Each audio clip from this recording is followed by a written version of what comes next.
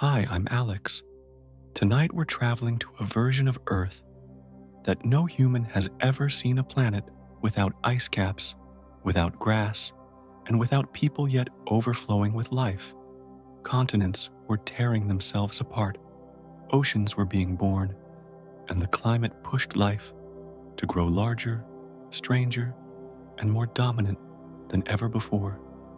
This was the Jurassic Period, an age that reshaped Earth forever. If journeys like this ignite your curiosity, I'd be grateful if you subscribe to the channel so this journey can continue to grow and quietly offer more value. Now let's begin. Picture a world with no ice, not a single glacier, not one frozen wasteland. From the North Pole to the South Pole, nothing but endless green forests breathing under warm skies. Now, imagine all the ice on Earth today melting completely, sea levels climbing 100 meters higher, Florida disappearing beneath shallow warm waters, the map, redrawn entirely by heat and ocean. That world existed 201 to 145 million years ago. We call it the Jurassic, and if you could somehow step onto it, you wouldn't recognize it as Earth at all. A greenhouse Earth so different from today that standing there would feel like stepping onto an alien planet, even though it's the same rock beneath your feet, the same sun overhead, the same moon pulling at distant tides. The global temperature was warmer than what you know now, 5 to 10 degrees Celsius warmer on average. That might not sound dramatic when you think about the difference between a cool morning and a hot afternoon, but on a planetary scale, it changes everything. The poles locked today under kilometers of ice were temperate zones, forests of conifers stretched into high latitudes, where now you'd expect only barren tundra. Antarctica, rather than being buried under glaciers, hosted actual vegetation. Trees grew, where today there is only white silence and crushing cold. There were no polar ice caps, none, no permanent snow anywhere on the planet. Winter still came in cycles, yes, but it wasn't the winter you're familiar with. It was milder, wetter, defined by rain rather than freeze. Earth had no frozen reserves, locking water away in solid form, so all of it flowed freely through oceans, rivers, and atmospheres, constantly moving, constantly present. The atmosphere itself was different in ways you'd feel immediately. Carbon dioxide levels sat at 4 to 5 times higher than what we breathe today, between 1,500 and 2,000 parts per million compared to roughly 400 now. That concentration trapped heat relentlessly, creating the greenhouse effect that kept the entire planet warm. The air felt thicker because of it, not just from heat, but from the sheer density of greenhouse gases swirling through every breath. Humidity was constant and oppressive, 70 to 90%, in most regions rarely dropping lower. Imagine air that presses against your skin, clinging with moisture you can't escape. It wasn't the dry heat of a desert or the crisp warmth of a summer day. It was heavy damp, like standing inside a cloud that never lifts. Your lungs would pull in air that felt almost liquid, saturated with water vapor from oceans that covered more of the planet than they do now. Sea levels were dramatically higher, 100 meters higher than today. That's taller than a 30-story building. With no ice caps to lock water away, the oceans spread farther inland, flooding low-lying areas and creating shallow seas across what would eventually become continents. Coastlines looked nothing like the maps you know. Entire regions that are dry land today were submerged beneath warm, productive waters. where marine life flourished in abundance. But it wasn't just the heat and humidity that made the Jurassic atmosphere remarkable.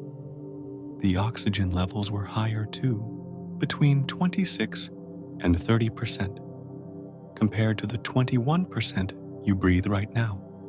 Every breath you took would deliver more oxygen to your bloodstream, more fuel for your muscles, more energy coursing through your body. You'd feel stronger, less tired, capable of exertion that would exhaust you in modern air. This wasn't just a small difference. It was the kind of atmospheric richness that allowed enormous creatures to thrive, their massive bodies sustained by air that could support metabolism on scales unimaginable today. The atmospheric pressure itself was different, about 1.2 atmospheres instead of the single atmosphere you're used to. That might sound technical, but you'd feel it. It would be like descending 300 meters below sea level in terms of pressure. Not crushing, not uncomfortable, but noticeably denser. The air would feel heavier on your chest, thicker in your throat. Every movement would push through atmosphere that resisted just slightly more than what you're accustomed to. This density contributed to the feeling of being wrapped in warmth, unable to escape the constant embrace of heat and moisture. The greenhouse effect worked day and night, unlike today, where nighttime brings significant cooling. In many places, the Jurassic night dropped only 5 to 7 degrees Celsius from daytime highs.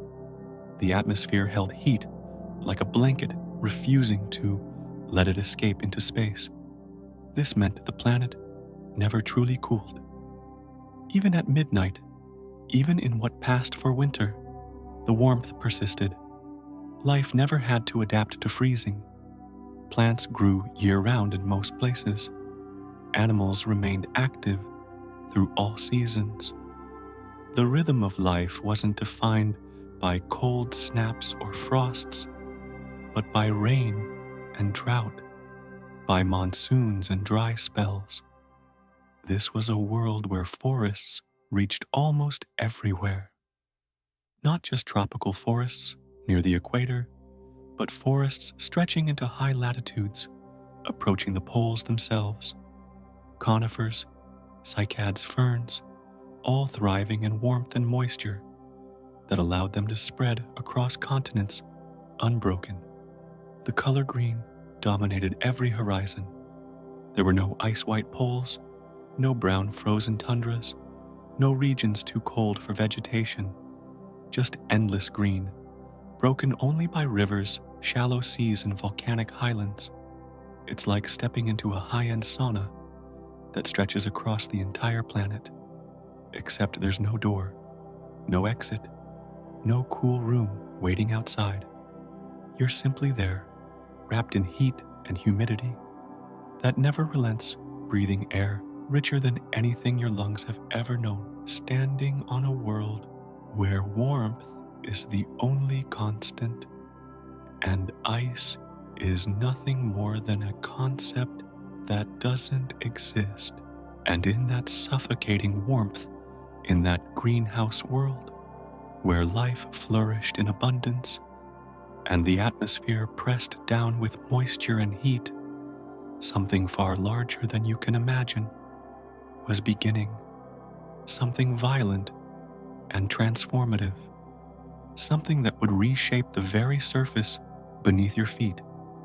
Because under that thick blanket of warmth, the planet itself was restless, and what was about to happen next would tear the world apart.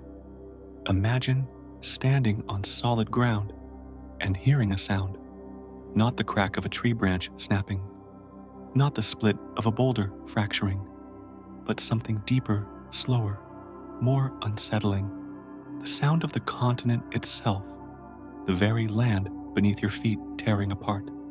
That was happening during the Jurassic. Not suddenly, not in a single catastrophic moment, but gradually, relentlessly, over millions of years. The supercontinent called Pangaea, which had dominated Earth's surface for tens of millions of years, was pulling itself apart. The process had begun earlier, back in the Triassic period, but the Jurassic was the peak of the divorce. This was when the breakup became irreversible, when the cracks widened into chasms, when single land masses became many, and when the map of Earth transformed into something unrecognizable. Pangaea had been a colossal union of nearly all the planet's land stretching from pole to pole, surrounded by a single vast ocean. But nothing stays together forever, not even continents. Deep beneath the surface, convection currents in the mantle pushed and pulled at the crust above. Heat from Earth's core drove these currents, creating forces powerful enough to fracture solid rock. Where stress built up, cracks appeared. And once those cracks started, they didn't stop. The Atlantic Ocean, which today separates the Americas from Europe and Africa, traces its birth to this time. But in the early Jurassic, it wasn't an ocean yet. It was a rift, a long crack running north to south, widening year by year. At first, it might have looked like nothing more than a valley, a depression in the land where rivers pooled and lakes formed. But as the crack grew, seawater began to seep in, flooding the gap. What started as a thin crack became a narrow seaway, and over millions of years, it would widen into the massive ocean basin we know today. The tearing wasn't clean. Pangaea split into two major land masses. To the north was Laurasia, a giant that included what would eventually become North America, Europe, and Asia. To the south was Gondwana, an equally massive block holding the future South America, Africa, Australia, Antarctica, and India. Between them, a new body of water opened up, warm and shallow, destined to become one of the most biologically rich regions on Earth. This was the Tethys Ocean, born from the wound left by the splitting continents. Rift valleys formed along the fracture lines, stretching for thousands of kilometers. These weren't small cracks. They were deep gashes in the planet's surface, some plunging several kilometers below the surrounding land. Standing at the edge of one of these rift valleys, you'd look down into a chasm so vast it would seem bottomless, the walls steep and jagged, the floor lost in shadow. Rivers poured into them, creating chains of lakes that filled the valleys like beads on a string. The speed of this continental drift was glacial by human standards, 2 to 5 centimeters per year, about as fast as your fingernails grow, slow enough that no single generation of life would notice, but persistent, unstoppable, like the tide returning day after day. Over 1 million years. That adds up to 20 to 50 kilometers. Over 10 million years. Hundreds of kilometers. The continents weren't racing apart, but they were moving with the inevitability of planetary forces that nothing could resist, and the scale of the volcanic activity that accompanied this rifting was almost incomprehensible. The Central Atlantic Magmatic Province, one of the largest volcanic events in Earth's history, was unleashed during this time. 11 million cubic kilometers of molten rock poured out across the fracturing continents. To put that in perspective, that's enough lava to bury the entire United States under a layer 2 kilometers thick. Imagine a flood of molten rock covering everything from coast to coast, from Canada to Mexico, rising higher than mountains, erasing entire landscapes beneath glowing orange stone. Earthquakes were constant companions to the rifting. Along the crack lines, the ground shook regularly. Not occasional tremors, but frequent powerful quakes. On average, 5 to 8 earthquakes of magnitude 6 or higher every single month along the rift zones. That's stronger than most quakes that make headlines today, and they happened with metronomic regularity. The land never stopped moving. Buildings, if they had existed, would have crumbled. Trees swayed. Rivers changed course. Landslides reshaped valleys overnight. For the creatures living through this, the splitting continents weren't just geological curiosities. They were reshaping habitats, creating barriers, opening new coastlines. Animals that once roamed freely across Pangaea found their ranges divided, populations split. Over time, isolation led to divergence. Species on Laurasia began evolving differently from their cousins on Gondwana. The separation of continents was also the separation of evolutionary paths, setting up the biological diversity that would define later ages. Imagine trying to sell real estate in the Jurassic. Your slogan might be "New ocean views appearing, daily land stability not guaranteed." It sounds absurd, but it captures the reality. Coastlines appeared where none had existed.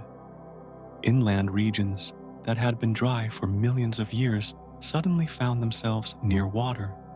The transformation was slow, but total. And here's what's important to understand about this story. This isn't a tale of destruction. It's a story of violent rebirth. Yes, the splitting tore apart a supercontinent. Yes, it triggered earthquakes and reshaped entire regions.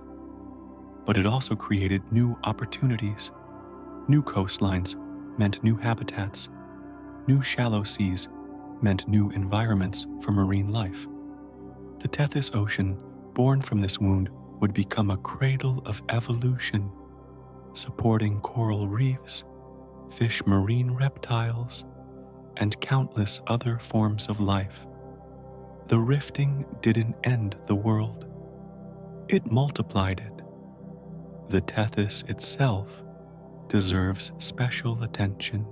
Warm, shallow, and wedged between the two great land masses of Laurasia and Gondwana, it became a highway for life.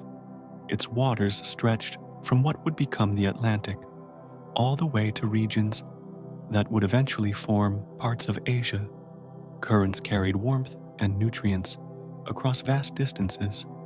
Coral reefs spread along its margins. Fish filled its waters. Marine reptiles hunted in its depths. It was a world within a world, a seaway that connected ecosystems and allowed species to spread across half the globe. The rift valleys themselves, meanwhile, became laboratories of life. Lakes formed in their depths, fed by rivers draining from the highlands. These lakes filled with sediments, layer upon layer, burying plants, animals, and traces of behavior. Today, those sediments are fossilized, and they provide some of the richest sources of Jurassic fossils. Paleontologists dig into ancient rift valleys and find skeletons, footprints, and even delicate impressions of leaves, all preserved because the rifting created the perfect conditions for burial and fossilization. The movement of the continents also influenced climate on a global scale. When Pangaea was whole, its interior was far from any ocean, creating vast deserts. But as it split, new coastlines brought moisture inland. Rainfall patterns shifted. Deserts shrank in some places, expanded in others. the climate became more varied, more regional, creating niches that life rushed to fill. The greenhouse warmth remained, but within that warmth, diversity flourished. This process, this slow tearing apart of a supercontinent, wasn't unique to the Jurassic. It had happened before. It will happen again. Earth's surface is always in motion, driven by heat from within. But the Jurassic rifting was special because of its timing.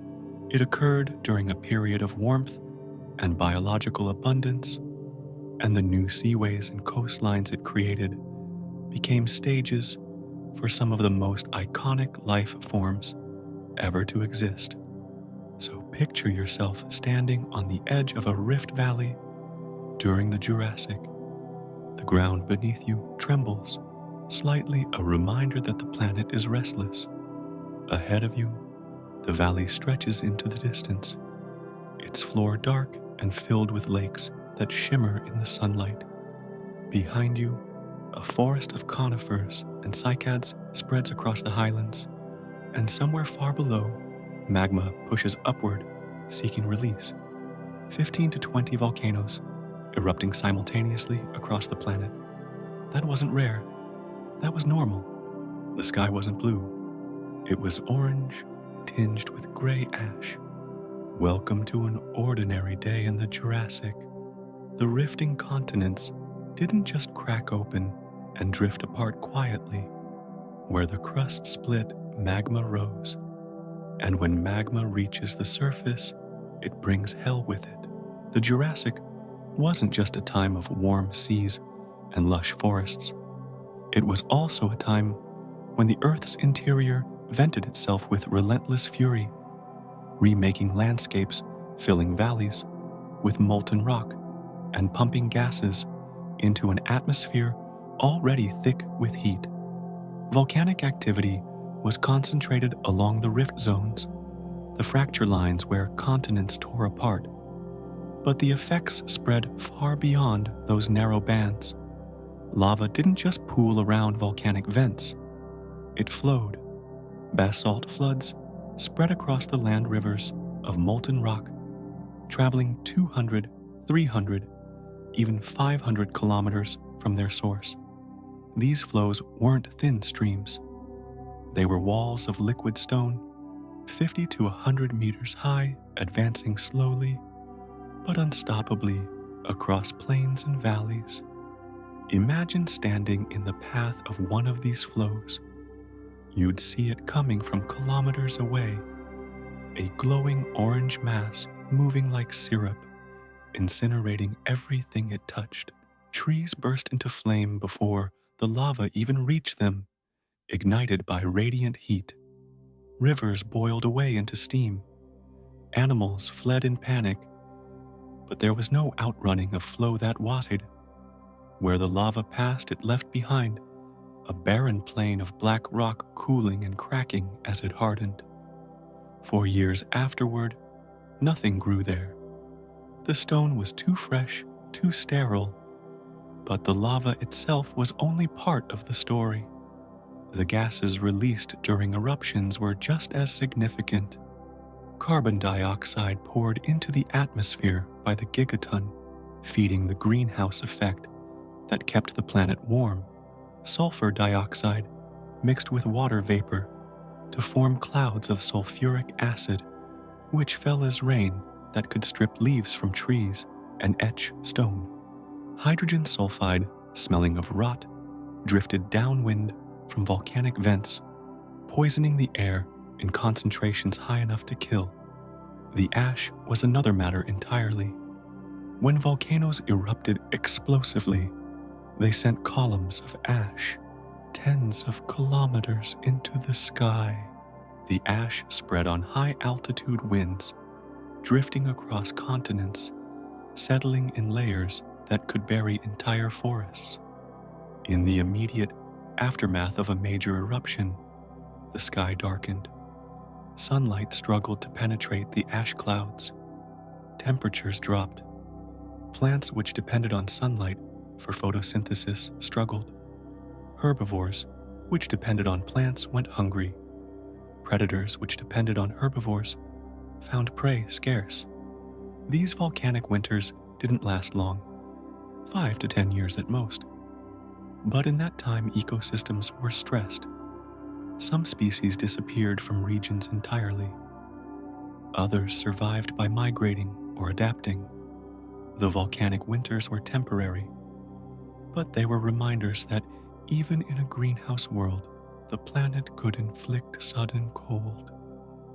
The temperature of the lava itself was staggering, 1200 degrees Celsius, hot enough to boil rivers instantly, hot enough to ignite flesh within 500 meters.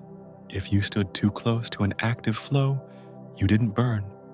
You simply vaporized your body, turning to steam before you felt pain. The heat radiated outward in waves, distorting the air, making distant landscapes shimmer and ripple. Earthquakes accompanied every major eruption, magma forcing its way through the crust, fractured rock, triggering tremors.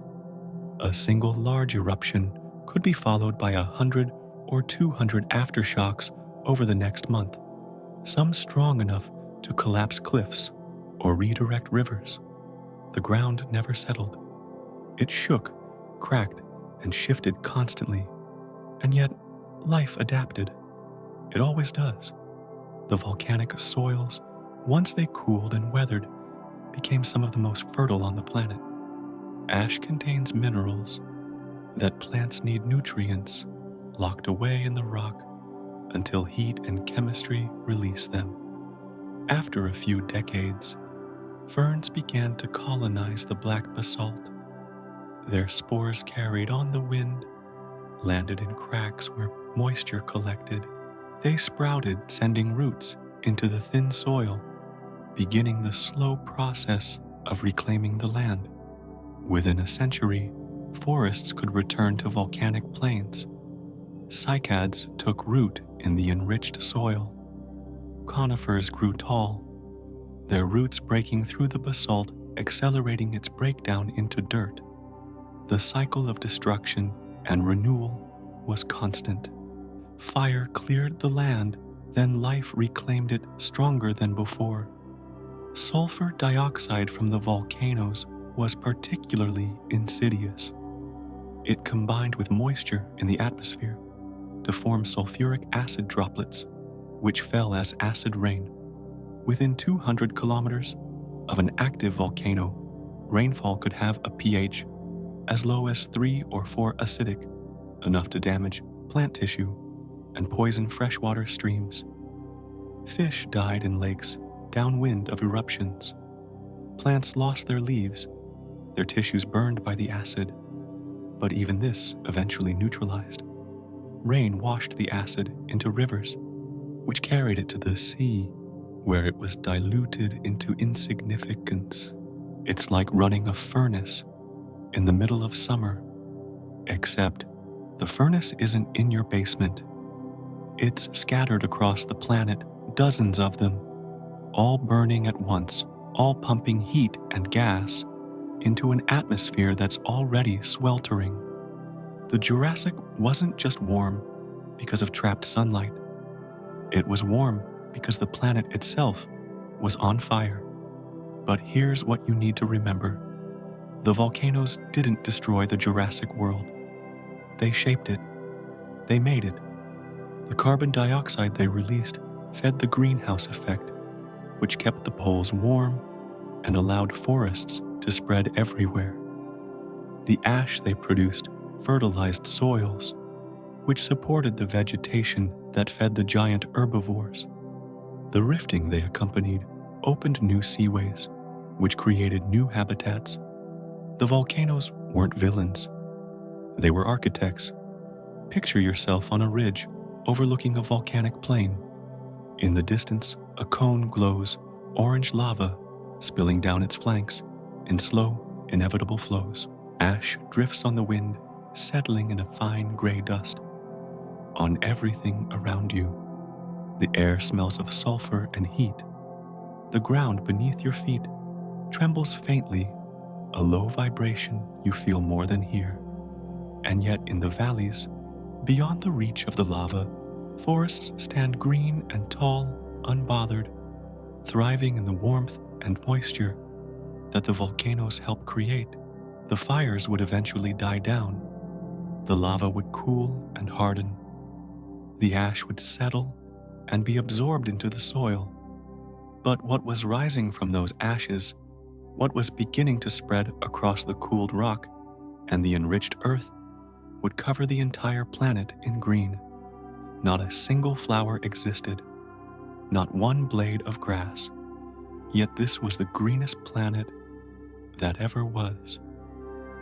Forests of trees reaching 40 meters into the sky, ferns spreading like football fields, no gaps, no bare ground, just green, endless, and absolute.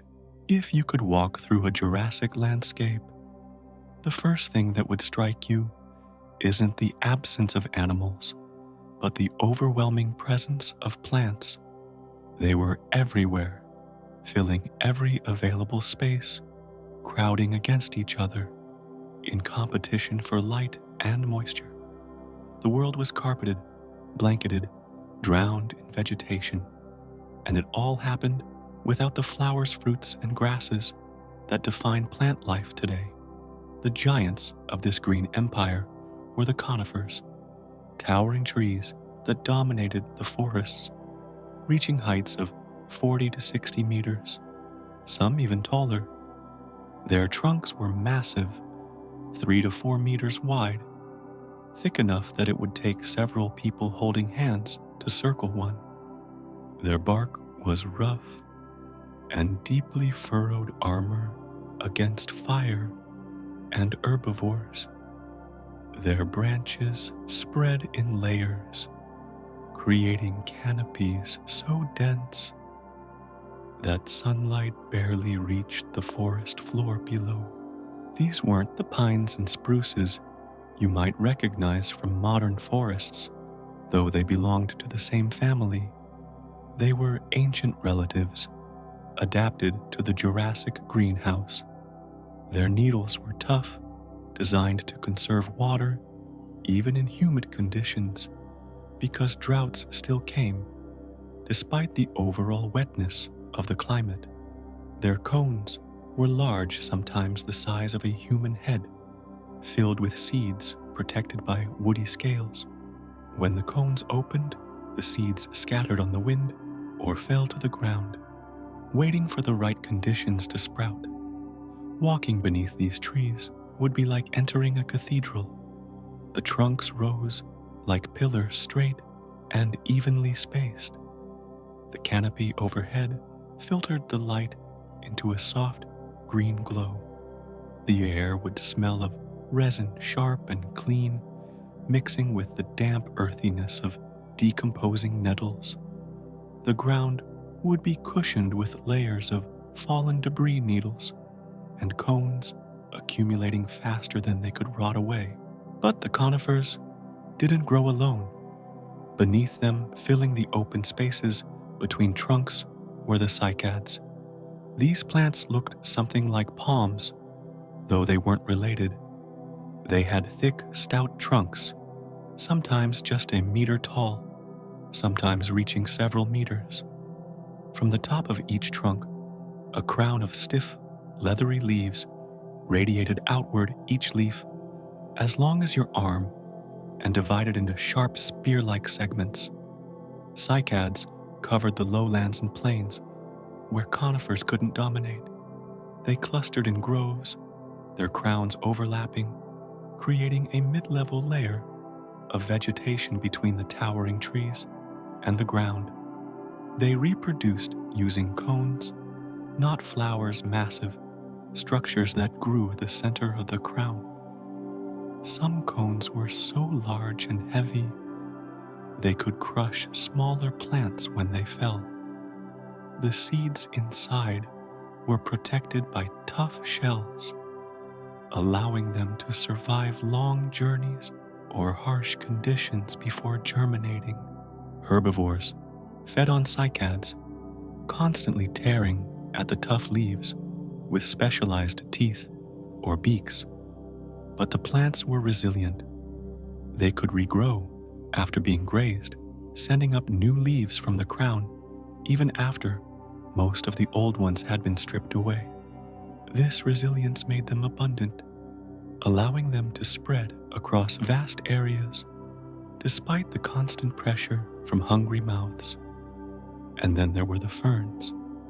If conifers were the pillars of the Jurassic forests, and cycads were the walls, ferns were the carpet. They covered the ground in endless mats, filling every gap, spreading across open areas where nothing else grew. Some were small, their fronds barely reaching ankle height. Others grew tall, waist high, or even chest high, forming dense thickets that you'd have to push through to cross. These weren't just decorative plants tucked into corners. They were the dominant ground cover across huge swaths of the planet. In the absence of grasses, which hadn't evolved yet, ferns took over. They formed prairies, endless expanses of green fronds waving in the wind. They filled forest understories, creating a second layer of vegetation beneath the trees. They colonized riverbanks, floodplains, and any open ground left by fires or volcanic eruptions. Ferns reproduced through spores, microscopic particles released from the undersides of their fronds. A single plant could produce millions of spores, which the wind carried across vast distances.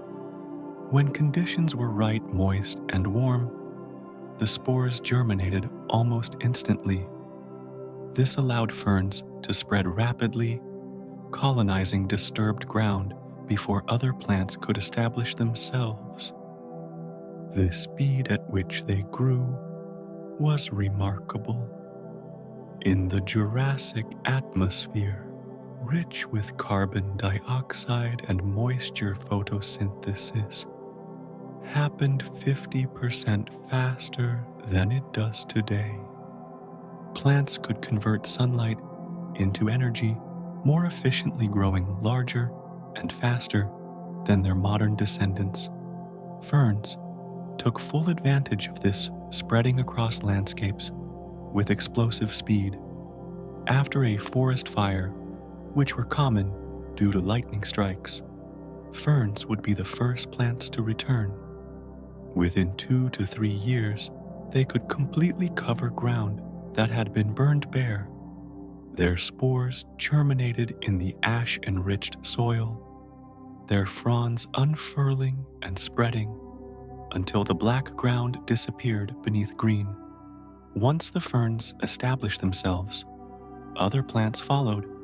Cycads sent up shoots. Conifer seedlings took root. The forest rebuilt itself layer by layer, with ferns leading the way. Along rivers and in wetlands, another type of plant dominated.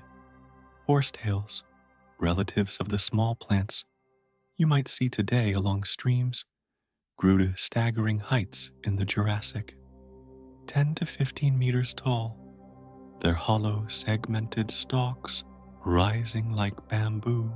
They formed dense stands along waterways, their roots anchoring into muddy soils, stabilizing banks against erosion. These plants reproduced like ferns, using spores, but their structure was entirely different. Their stalks were jointed, each segment fitting into the next like a telescope. At the top of each stalk, a cone produced spores that scattered when mature. The plants spread through underground rhizomes, as well sending up new shoots that could quickly form thickets, covering entire riverbanks. What's striking about this botanical empire is what's missing. No flowers. Flowering plants, which would eventually dominate the world, hadn't evolved yet. That meant no colorful petals attracting pollinators, no fruits hanging from branches, no meadows filled with blossoms. Pollination in the Jurassic was simpler, cruder. Wind carried pollen from conifers and cycads. Insects, primitive beetles, and flies inadvertently transferred pollen as they fed. But the complex relationships between flowers and pollinators, which defined so much of modern ecology, didn't exist yet. The landscape was overwhelmingly green, every shade of green imaginable, from the dark, almost black green of conifer needles to the bright lime green of new fern fronds. But no reds, no yellows, no purples. Seasonal changes were subtle. Most plants were evergreen, keeping their foliage year-round. There were no autumn displays of color, no forests blazing with red and gold before winter, just green, persistent, and eternal. The total plant biomass on the planet during the Jurassic is estimated to have been 8 to 10 times greater than today. Imagine that, nearly 10 times more plant matter covering the land. The forests were thicker, the prairies denser, the wetlands more choked with vegetation. This abundance was what made the era of giants possible. Without endless supplies of food, the massive herbivores couldn't have existed. The plants were the foundation, the energy source that powered everything else. If you love pristine wilderness, the Jurassic was paradise. If you suffered from pollen allergies, it was also paradise. No flowers, remember, no pollen clouds of the type that trigger sneezing fits today. Just the quiet, dense, all-consuming green of a world where plants had perfected survival without beauty. And yet, for all its density, the Green Empire wasn't lifeless. It hummed with activity. Insects crawled over bark and burrowed into wood. Spores drifted on the breeze. Fungi grew in the shadows, breaking down fallen wood. And moving through it, all pushing through the ferns, browsing on cycads, stripping needles from conifers, the first creatures began to make their presence known. Forget the Pacific Ocean. Forget the Atlantic. Think bigger. Think about Panthalassa, a super ocean covering 70% of Earth's surface, plunging 4,000 meters deep in places warm as a tropical swimming pool, from surface to significant depth, and filled with things you cannot imagine. While the land was splitting, and volcanoes were erupting, and forests were spreading, the oceans were undergoing their own transformation. They weren't passive backdrops. They were active, dynamic systems teeming with life shaped by currents and chemistry, and completely unlike the seas you know today. Panthalassa was the dominant feature of the Jurassic world. It surrounded Pangaea before the continents split, and even as the Atlantic began to open, Panthalassa remained the largest body of water on the planet by far. It stretched across most of the globe, a single connected mass of water so vast that sailing across it would take months even, with modern vessels. Its depths were profound, its currents powerful, its influence on climate absolute. But Panthalassa wasn't the only ocean. As Pangaea tore apart, a new seaway opened between the northern and southern landmasses. This was the Tethys Ocean, and it was special, warm, shallow, and extraordinarily rich in nutrients. It became the womb of marine life. While Panthalassa was deep and open, the Tethys was intimate, its waters lapping against long coastlines, its floor close enough to the surface that sunlight penetrated all the way down in many places. The Tethys stretched from what would eventually become the Atlantic in the west to regions that would one day be Asia in the east. It was a seaway, a passage, a connector. and because it was warm and shallow, it became a haven for coral reefs. These reefs exploded across the Tethys floor, building structures that rivaled anything seen today. Coral polyps, tiny animals, barely visible individually, worked collectively to secrete calcium carbonate, building skeletons that accumulated over centuries and millennia into massive formations. The reefs weren't just piles of dead coral. They were living cities, three-dimensional labyrinths, where countless species found shelter, food, and breeding grounds.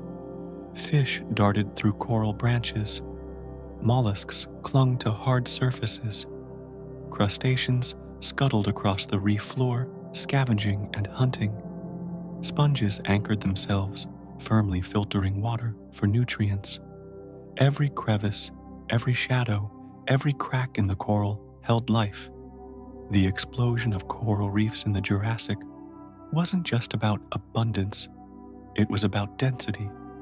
The concentration of life in these reefs was 3 to 4 times higher than in modern coral reefs. More species packed into less space, more intense competition, more complex food webs. The reefs buzzed with activity, never still, never quiet. Ocean currents during the Jurassic were different from today.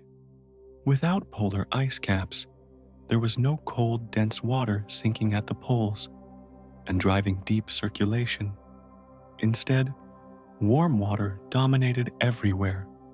Currents were driven primarily by wind and the rotation of the Earth distributing heat evenly across the globe. This meant that even the deepest parts of the ocean were warmer than they are now, supporting life at depths that today are near freezing.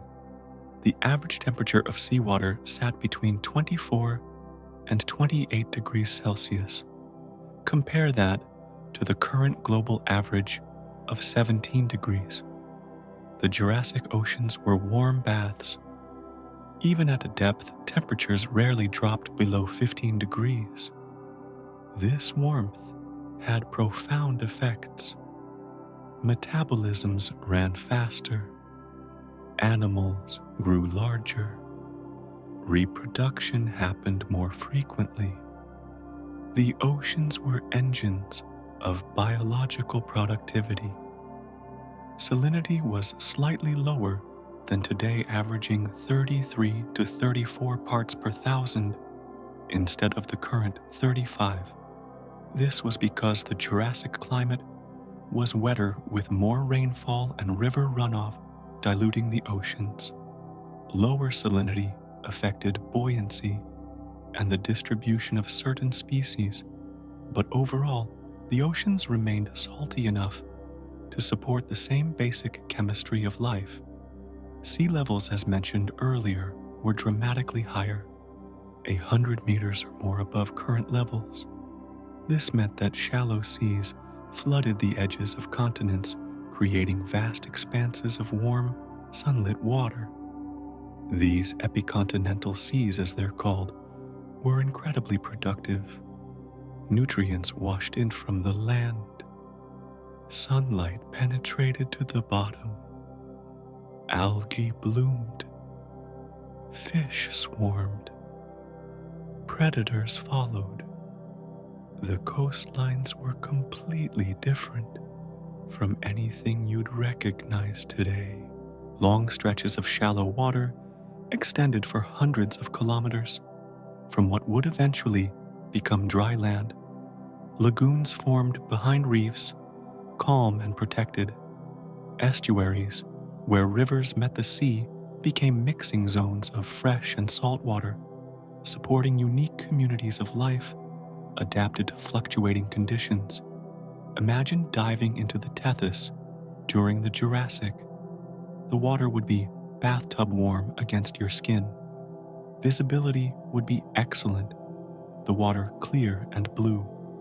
Below you, the reef would stretch in intricate patterns, coral formations rising like towers and spreading like tables. Fish would swirl around you, schools of them moving in synchronized patterns, parting and reforming as they flowed through the water. But here's the critical difference. This wasn't the Maldives. This wasn't a peaceful, tropical vacation. The warmth and abundance came with danger on a scale unimaginable today.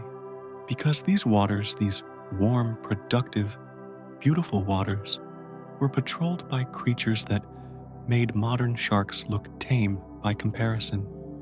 The marine reptiles of the Jurassic weren't just fish eaters or bottom feeders. They were apex predators, built for speed and power, adapted to a world where prey was abundant and competition was fierce. Ichthyosaurs, shaped like dolphins, but reptilian, darted through the water with effortless grace, their streamlined bodies cutting through currents at speeds approaching 40 kilometers per hour. Plesiosaurs, with necks as long as the rest of their bodies, wove through schools of fish, striking with sudden snaps of their jaws. And then there were the pliosaurs, short-necked, massive-headed killing machines, with jaws that could crush bone and teeth the size of bananas. These were the ocean's true terrors, the equivalent of modern orcas, but larger, stronger, and far more numerous. They hunted anything that moved from fish to other reptiles, and they dominated the food chain absolutely. Ammonites, those coiled shell mollusks, related to modern squids and octopuses, floated through the water in staggering numbers. Some were tiny, barely the size of a coin. Others grew to over a meter in diameter, their shells beautifully chambered and patterned. They used jet propulsion to move squirting water through a siphon to push themselves forward. They were prey for fish and reptiles, but they were also predators themselves, their tentacles reaching out from the shell opening to grab smaller creatures. The oceans weren't empty voids with occasional islands of life. They were full crowded, layered with activity from the surface down to the deepest trenches. Plankton bloomed in massive quantities, turning the water cloudy in places. Small fish fed on the plankton. Larger fish fed on the small fish. Reptiles fed on the larger fish. And at every level, scavengers cleaned up the dead recycling nutrients back into the system. It's like diving in the Maldives. Yes, the warm water, the coral reefs, the clear visibility, the abundance of life. But then you see a shadow in the distance, something large moving toward you, and you realize that in the Jurassic Ocean, you're not a tourist. You're prey. And in those warm, teeming waters, patrolling through the reefs and hunting in the open ocean beyond creatures that seem almost alien, were establishing their own empires, built not on land, but in the blue depths. Ichthyosaurs swimming at 40 kilometers per hour, plesiosaurs with necks stretching 7 meters long, pliosaurs with jaws more powerful than a Tyrannosaurus rex. And they're all looking at you. The Jurassic oceans weren't empty stages waiting for life to appear. They were arenas crowded and competitive, filled with predators that had perfected the art of killing underwater. These weren't fish.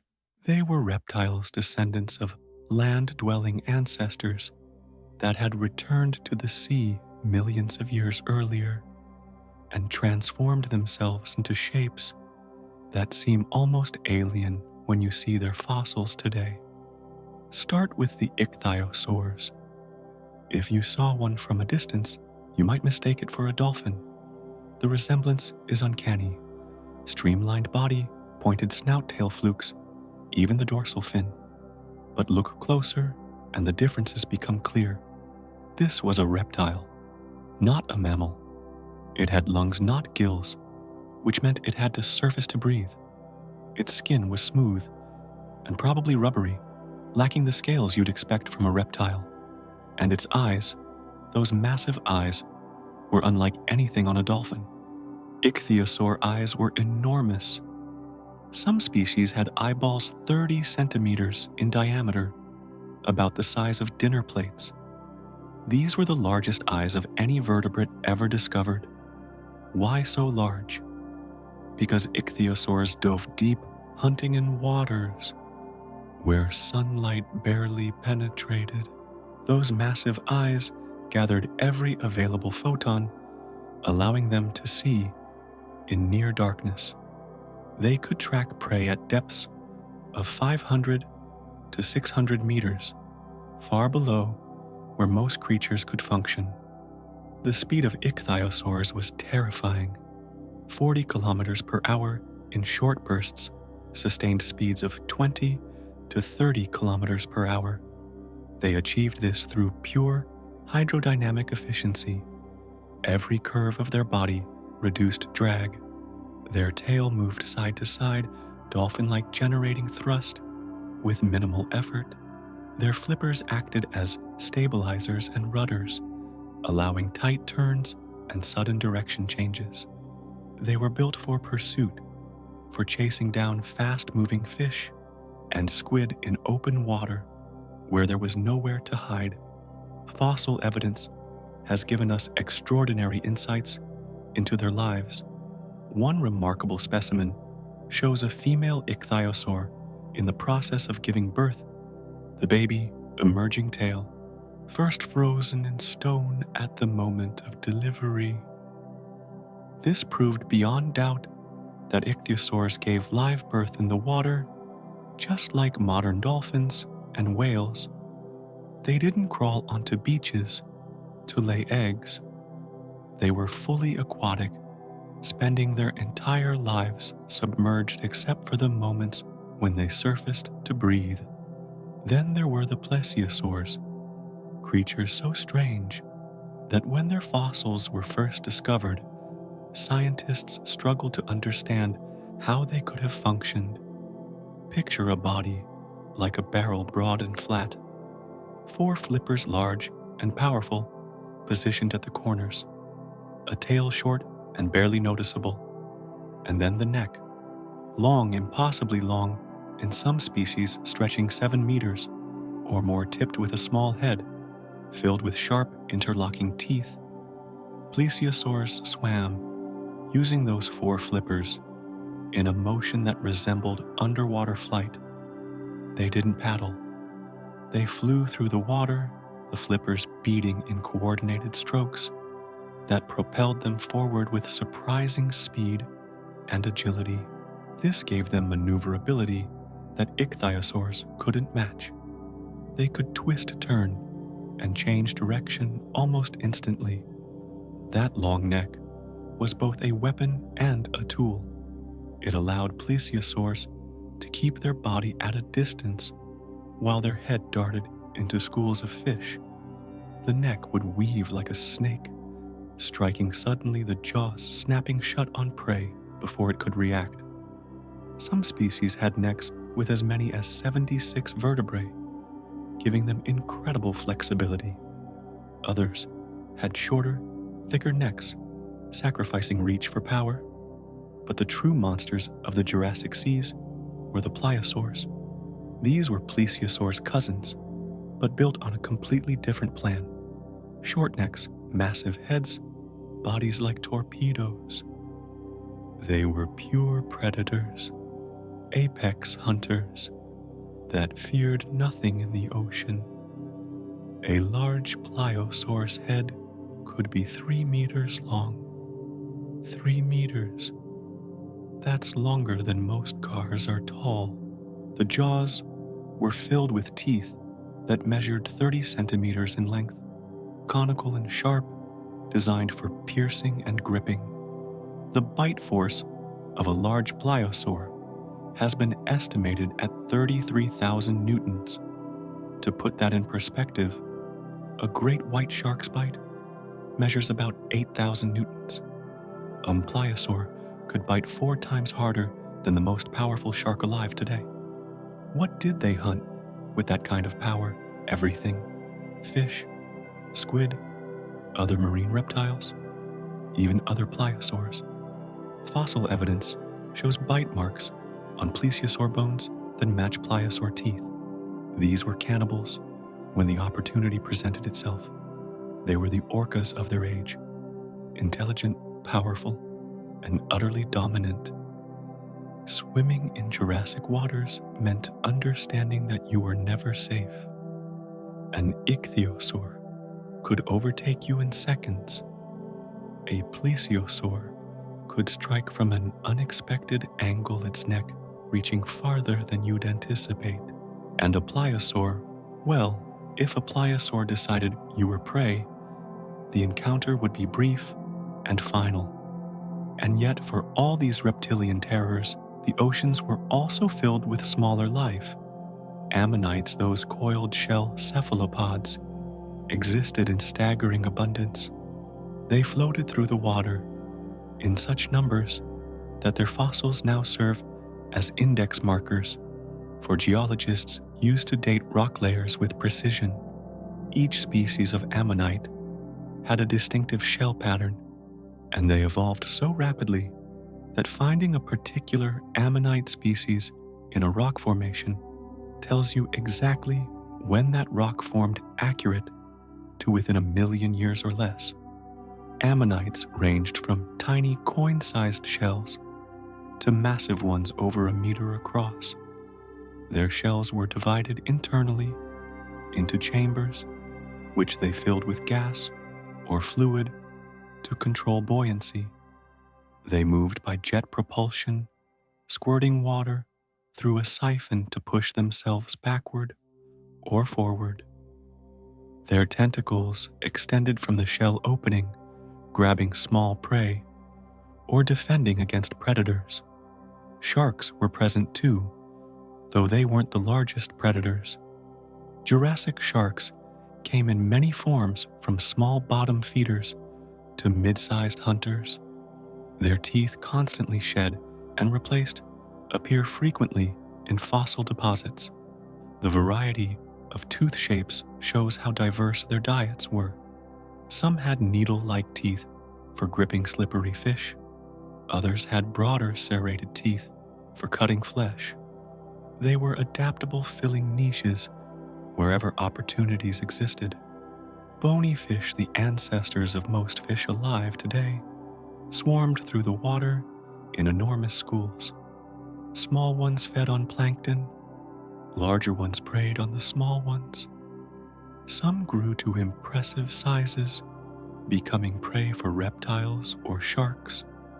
The fossil record preserves them in remarkable detail, sometimes with stomach contents intact, showing exactly what they ate in their final meals.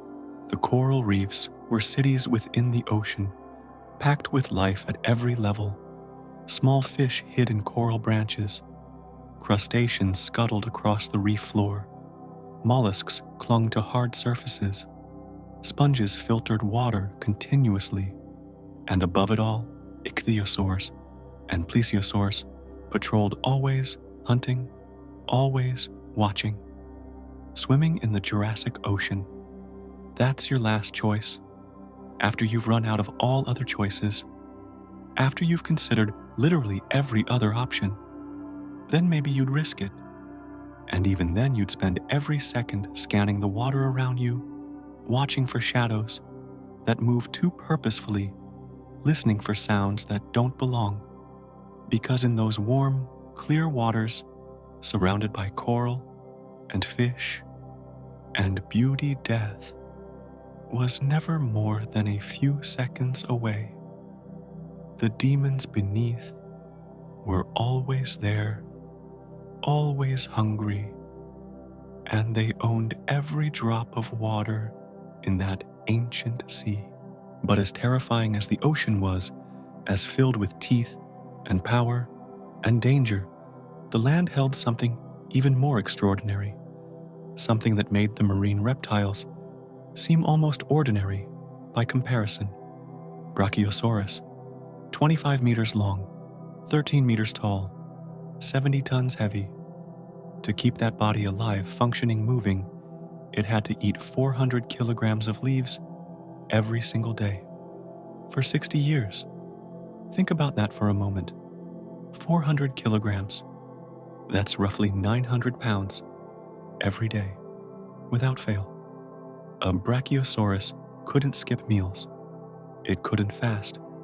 It couldn't decide to eat less one day and make up for it later.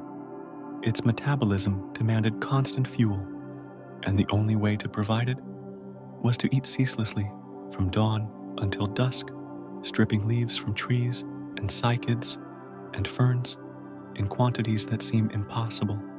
The sauropods were the largest land animals that ever walked on Earth. Not the largest dinosaurs, the largest land animals, period. Nothing before or since has matched their size. Not mammoths, not modern elephants, not anything. They pushed the boundaries of what biology could achieve on land, testing the limits of how large a terrestrial creature could grow while still being able to move, breathe, and reproduce. Brachiosaurus, Diplodocus, Apatosaurus. These names represent different solutions to the same problem: how to be enormous. Brachiosaurus carried itself like a giraffe, its front legs longer than its back legs, raising its shoulders and allowing its neck to reach heights that nothing else could touch. It browsed at levels 15 meters above the ground, stripping needles from the tops of conifers that other herbivores couldn't reach. Diplodocus took a different approach. Its neck extended horizontally, sweeping through vegetation at mid-height. It was longer than Brachiosaurus, but lighter built for reaching across wide areas rather than upward. Its tail, incredibly long and thin at the tip, may have been used as a whip, capable of creating a crack loud enough to startle predators or communicate across distances. Apatosaurus, formerly known as Brontosaurus, was built like a tank. Shorter neck than Diplodocus, heavier body than Brachiosaurus, it relied on sheer mass for defense. Its legs were like pillars, supporting weight that would crush most structures. Its footprints, preserved in fossilized mud, showed impressions so deep that you could stand in them. The neck was the defining feature of all sauropods, made up of elongated vertebrae, sometimes 15 or more. It allowed them to reach food without moving their entire body. This was crucial because moving 70 tons required enormous energy. By keeping the body stationary and using the neck like a crane, they could feed efficiently, covering a wide area without expending unnecessary effort. The tail served multiple purposes. Obviously, it counterbalanced the neck, keeping the animal from tipping forward, but it was also a weapon. A sauropod tail, swung with the full force of that massive body behind it, could break bones. Some paleontologists believe certain species could crack their tails like whips, producing sounds that carried for kilometers. But the real miracle of sauropods wasn't their size. It was how they achieved it. How does something grow from an egg the size of a football to 70 tons? The answer lies in efficiency at every level. Their bones were hollow, filled with air sacs connected to their respiratory system. This reduced weight dramatically without sacrificing strength. A solid bone of the same size would have made them too heavy to move. The air sacs also improved breathing efficiency, allowing oxygen to flow through their bodies in a continuous stream rather than the tidal flow that mammals use. Their digestive system was a marvel of biological engineering. They didn't chew their food. Their teeth were designed for stripping and grabbing, not grinding. Once food entered their mouths, they swallowed it whole. It passed into massive fermentation chambers in their guts where bacteria broke down the tough plant material.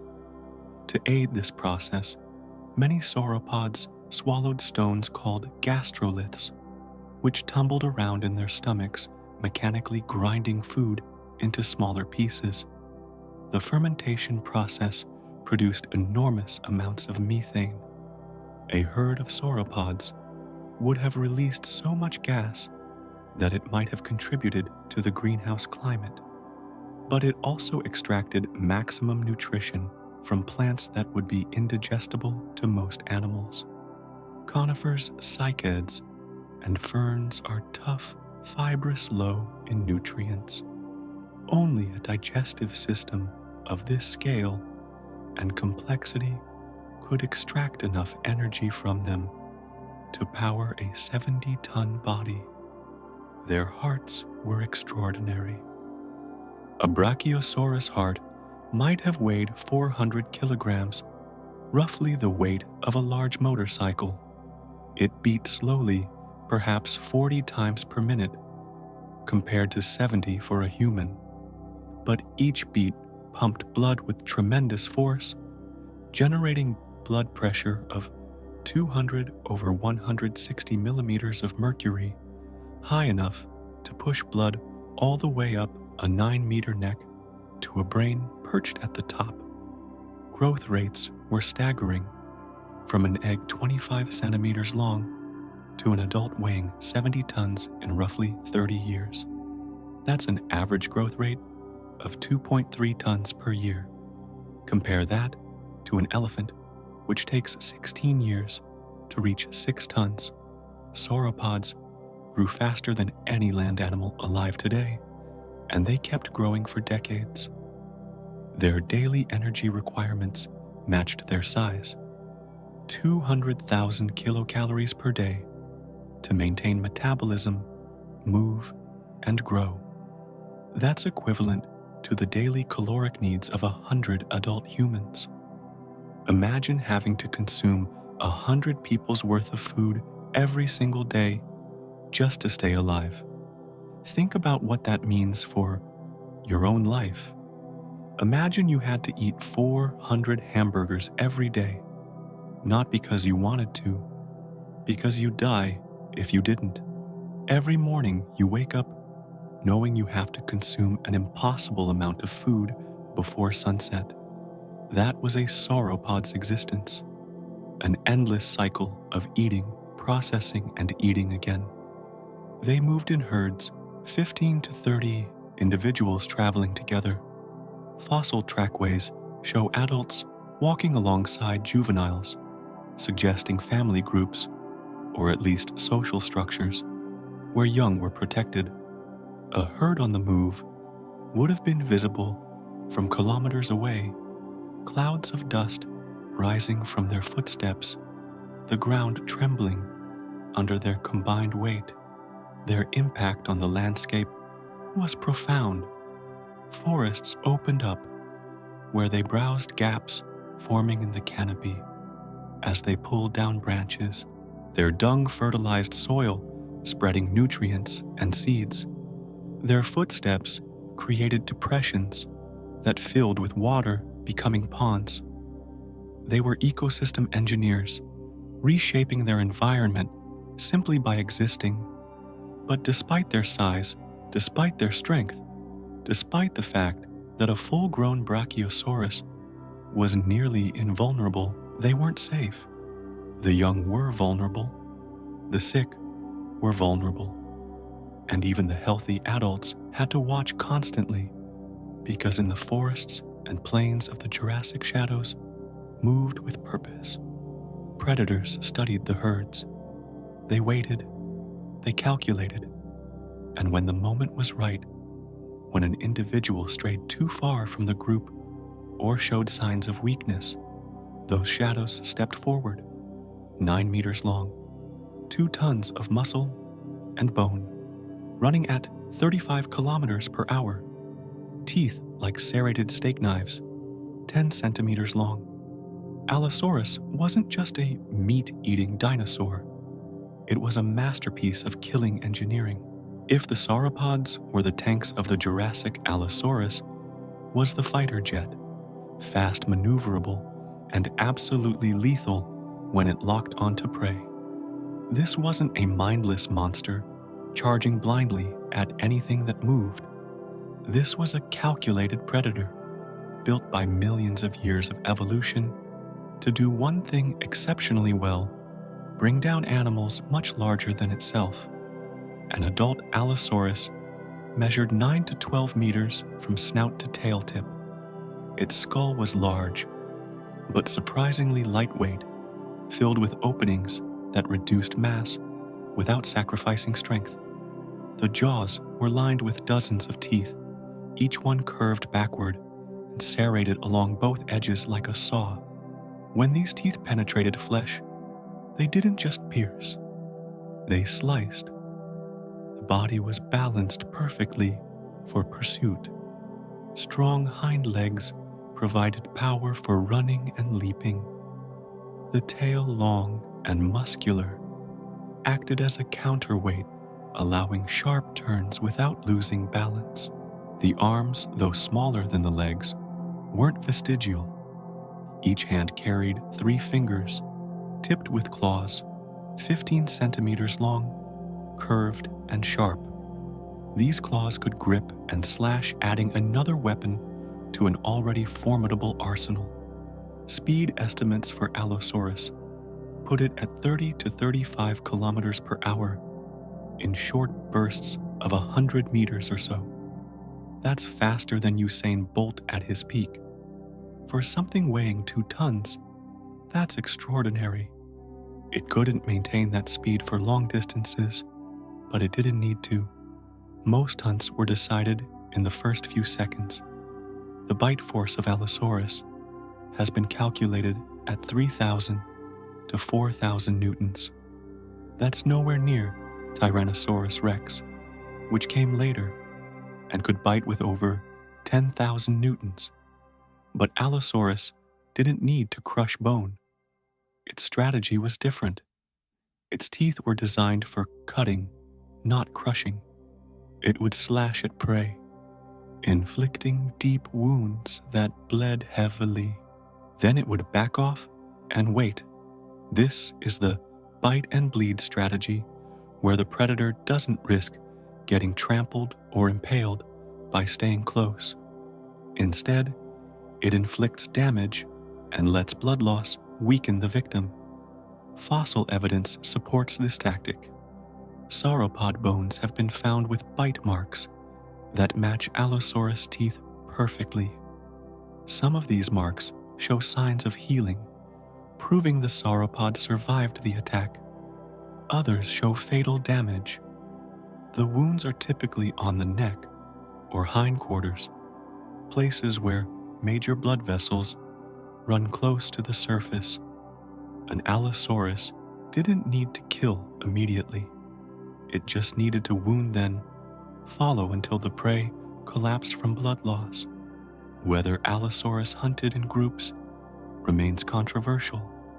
Some fossil sites show multiple individuals near the same prey, suggesting cooperative hunting. Others argue these were just scavengers gathering at a carcass. The truth probably varies by situation. When prey was abundant, a lone Allosaurus could manage. When facing something truly massive, like a full-grown Brachiosaurus, cooperation made sense. The life of an Allosaurus was brutal. Fossil skeletons show healed fractures, broken ribs, fractured tails, damaged vertebrae. These injuries came from fights with prey, from rival predators, from accidents during hunts. Infection was common. Some bones show signs of osteomyelitis, a bacterial infection that must have caused excruciating pain. Yet the animal survived long enough for the bone to partially heal, showing just how tough these predators were. Average lifespan if an Allosaurus survived the vulnerable juvenile years was probably 22 to 28 years. The first 5 years were the most dangerous. Young Allosaurus had to avoid adult predators, including other Allosaurus. Once they reached subadult size, around 6 or 7 years old, survival odds improved dramatically. The most dangerous job in the Jurassic Hunter. High pay, absolutely. Job security, terrible. Health insurance. Forget it. Every hunt was a risk calculation. Attack something too healthy, and you might get killed. Wait too long, and another predator takes your prey. The balance between aggression and caution determined who lived and who died. If this story were a movie, this would be the scene where you hold your breath. The camera follows an Allosaurus stalking through fern prairies, its head, low eyes, locked on a young diplodocus that has wandered from its herd. The predator moves carefully, each step deliberate.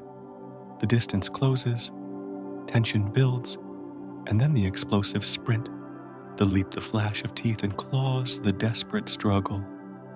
But Allosaurus wasn't invincible. It faced dangers from multiple directions. Other predators competed for the same prey. Scavengers drawn by the smell of blood could turn aggressive, and some herbivores fought back with weapons that made even the most confident predator hesitate. Fossil evidence shows puncture wounds in Allosaurus bones that match the tail spikes of Stegosaurus. These aren't minor injuries. They're deep, penetrating wounds that sometimes caused infections or permanent damage. Attacking a Stegosaurus was gambling with death. If the prey timed its defense correctly, the predator could be crippled or killed in seconds. The relationship between predator and prey in the Jurassic was a constant arms race. Predators evolved better weapons and tactics. Prey evolved better defenses. Neither side ever achieved total dominance. The balance shifted back and forth, generation after generation, creating an ecosystem where every advantage was temporary, and survival required constant adaptation. Imagine watching an Allosaurus hunt. You're hidden in the forest, observing from safety. The predator emerges from the trees, scanning a floodplain where a small herd of herbivores grazes. It selects a target, an individual that looks slightly slower, slightly weaker. The stalk begins. Minutes pass. Then the attack sudden and violent. Whether it succeeds or fails, the outcome is decided in seconds. That's the life of a hunter. Brief moments of action surrounded by long periods of waiting, watching, calculating. And yet, for all the power of Allosaurus, for all its speed and teeth and claws, there was one herbivore that didn't run when a predator approached. One that turned, lowered its head, and presented not its flank, but its most dangerous weapon. 4 tail spikes, each 60 centimeters long. Swing speed of 200 kilometers per hour at the point of impact. Force enough to puncture steel plate. It even has a scientific name, the Thagomizer. And Allosaurus knew that name intimately. Stegosaurus was the Jurassic's answer to predation. If you can't outrun danger, you don't run at all. You stand your ground and make attacking you the last mistake your enemy ever makes. This dinosaur was built like a fortress with defensive features that made it one of the most distinctive creatures of its age. The most obvious features were the plates running along its back. Large, flat, roughly triangular pieces of bone arranged in 2 rows from neck to tail. For decades, scientists debated their function. Defense seemed obvious, but the plates weren't positioned correctly for that. They stood upright, not overlapping like armor. Recent research suggests they were thermoregulatory devices helping Stegosaurus control its body temperature. Blood vessels ran through the plates. On hot days, blood flowing through them would radiate heat away from the body. On cold nights, the plates might have absorbed warmth from the environment, helping maintain stable internal temperature. But the real weapons were at the tail. 4 spikes arranged in pairs, each one long as a man's arm and sharp as a spear point. The tail was muscular and flexible, capable of swinging in wide arcs. When Stegosaurus felt threatened, it didn't flee. It turned its rear toward the danger, keeping those spikes between itself and the predator. The physics of that tail swing are devastating. At the point of impact, the spike tip was moving at 200 kilometers per hour. That's equivalent to being hit by a 50-kilogram sledgehammer swung at full force. The spike could puncture hide muscle and even bone. We know this because fossil Allosaurus skeletons have been found with puncture wounds that match Stegosaurus tail spikes exactly. Some of these wounds healed, proving the Allosaurus survived. Others show signs of infection that likely proved fatal. The brain of Stegosaurus was famously small, about 80 grams, roughly the size of a walnut. For an animal weighing several tons, that's absurdly tiny. This led to jokes about Stegosaurus being stupid. But brain size isn't everything. What mattered was reaction time, and Stegosaurus had something special. Scientists discovered evidence of a large nerve cluster in the hip region of Stegosaurus, sometimes called a second brain, though it wasn't actually a brain. This sacral ganglion controlled the hind legs and tail, allowing lightning-fast reflexes without waiting for signals to travel all the way to the head and back. When a predator approached from behind, the tail could react in less than 0.3 of a second. That's faster than most modern reflexes. Think about your own reflexes. When you slam on the brakes in your car, your foot moves before you consciously decide to brake. That's a reflex arc, and it's faster than conscious thought. Stegosaurus had the same advantage. Its tail responded to threats automatically swinging toward movement before the tiny brain even processed what was happening. The tail swing strategy was simple but effective. Keep the predator at a distance. Don't let it get close to the head or flanks. Force it to approach from behind where the spikes could reach. Most predators, after witnessing one successful tail strike, learned to avoid Stegosaurus entirely. The risk simply wasn't worth it. Stegosaurus fed on low-growing vegetation ferns and cycads, primarily using a beak-like mouth to crop plants close to the ground. It moved in small groups, typically 5 to 8 individuals. These groups provided additional protection, while one fed others could watch for danger. If a predator attacked multiple tails, could defend simultaneously, creating a wall of spikes that nothing could penetrate safely. The plates along the back served another function beyond temperature regulation. They made Stegosaurus look larger from the side, potentially intimidating predators or rivals. During mating displays, males might have flushed blood into their plates, turning them bright colors to attract females or warn off competitors. Fossil trackways show Stegosaurus walking with its head low and tail held horizontally behind it for balance. The posture looks awkward to modern eyes, but it worked. This was an animal, that had perfected its niche, surviving for millions of years through the simple strategy of being too dangerous to attack. When an Allosaurus encountered a Stegosaurus, decisions had to be made quickly: attack and risk being impaled. Wait for the Stegosaurus to move to a more vulnerable position, look for easier prey. Most of the time, predators chose the third option. Why risk death when other food sources existed? Your reflex, when you break suddenly, that's conscious thought becoming motion in a fraction of a second. Stegosaurus had that same speed in its tail, reacting to danger before its tiny brain fully understood what was happening. That's the power of specialized neural architecture, and it kept this armored warrior alive in a world full of predators. On land, the game was steel against flesh, armor against teeth. But above all of that, in the air, where neither Allosaurus nor Stegosaurus could reach, a completely different set of rules applied.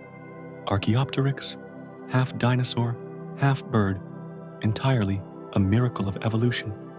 The first feather had just grown, and the sky opened its doors. Before this moment, the air belonged exclusively to pterosaurs. These flying reptiles had mastered the skies for tens of millions of years, evolving into forms ranging from sparrow-sized to absolutely massive. Their wings were membranes of skin stretched between elongated fingers, similar to bat wings, but built on a different structural plan. Some pterosaurs had wingspans of only 50 centimeters, flitting through forests catching insects. Others grew to 11 meters across, soaring over oceans for days without landing. But pterosaurs weren't primitive flyers. They were sophisticated, with bodies covered in hair-like fibers called pycnofibers that provided insulation.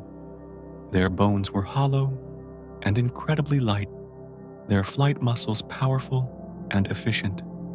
They could launch themselves into the air with a leap flap for sustained flight and soar on thermals for hours. They dominated every aerial niche, from high altitude soaring to low-level insect hunting. And then came Archaeopteryx, found in the limestone quarries of Germany. This fossil changed everything we understood about the origins of birds. It had teeth in its jaws, claws on its wings, and a long bony tail, all features of dinosaurs. But it also had feathers unmistakable and beautifully preserved, showing patterns and structures that could only belong to a bird. The feathers themselves were revelations.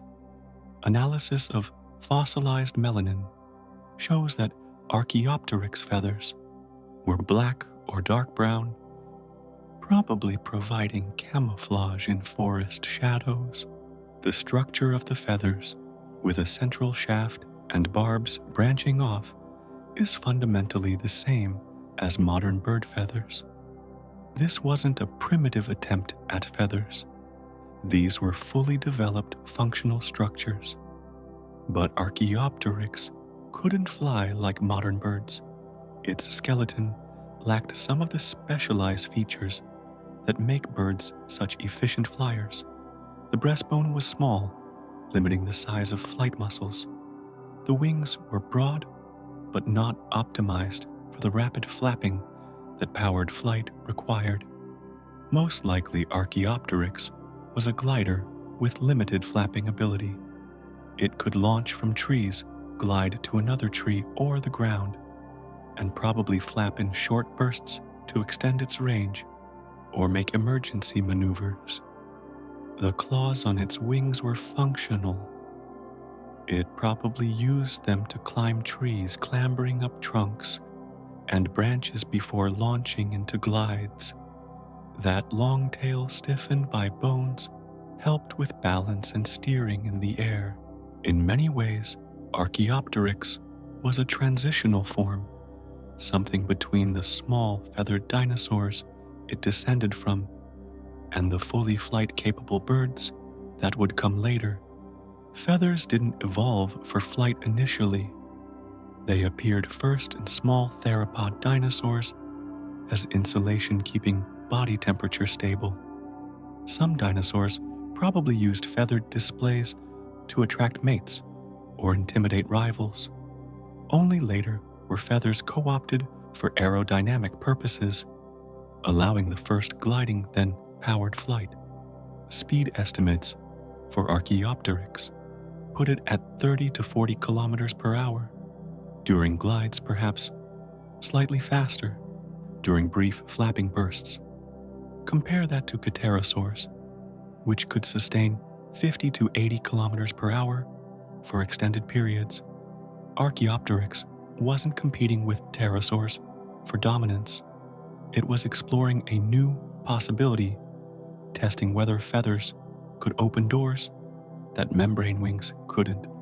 The Jurassic skies were also home to enormous insects. Dragonflies with wingspans of 70 centimeters patrolled wetlands and forests, their compound eyes tracking smaller insects with precision. These giants were leftovers from earlier eras when atmospheric oxygen was even higher than in the Jurassic. They filled ecological roles that today are occupied by birds acting as aerial predators of smaller insects. The philosophical question of the Jurassic: if Archaeopteryx fell from a tree, was it flying or just falling with style? The answer is probably somewhere in between. It was learning, experimenting, testing what its feathers could do. Some attempts succeeded. Others ended in crashes. But each attempt refined the technique.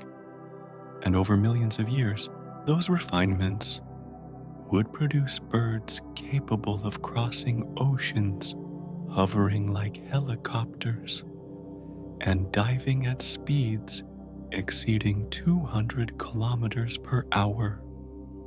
In the Jurassic, though birds were just beginning, they were minor players occupying small niches while pterosaurs ruled the air.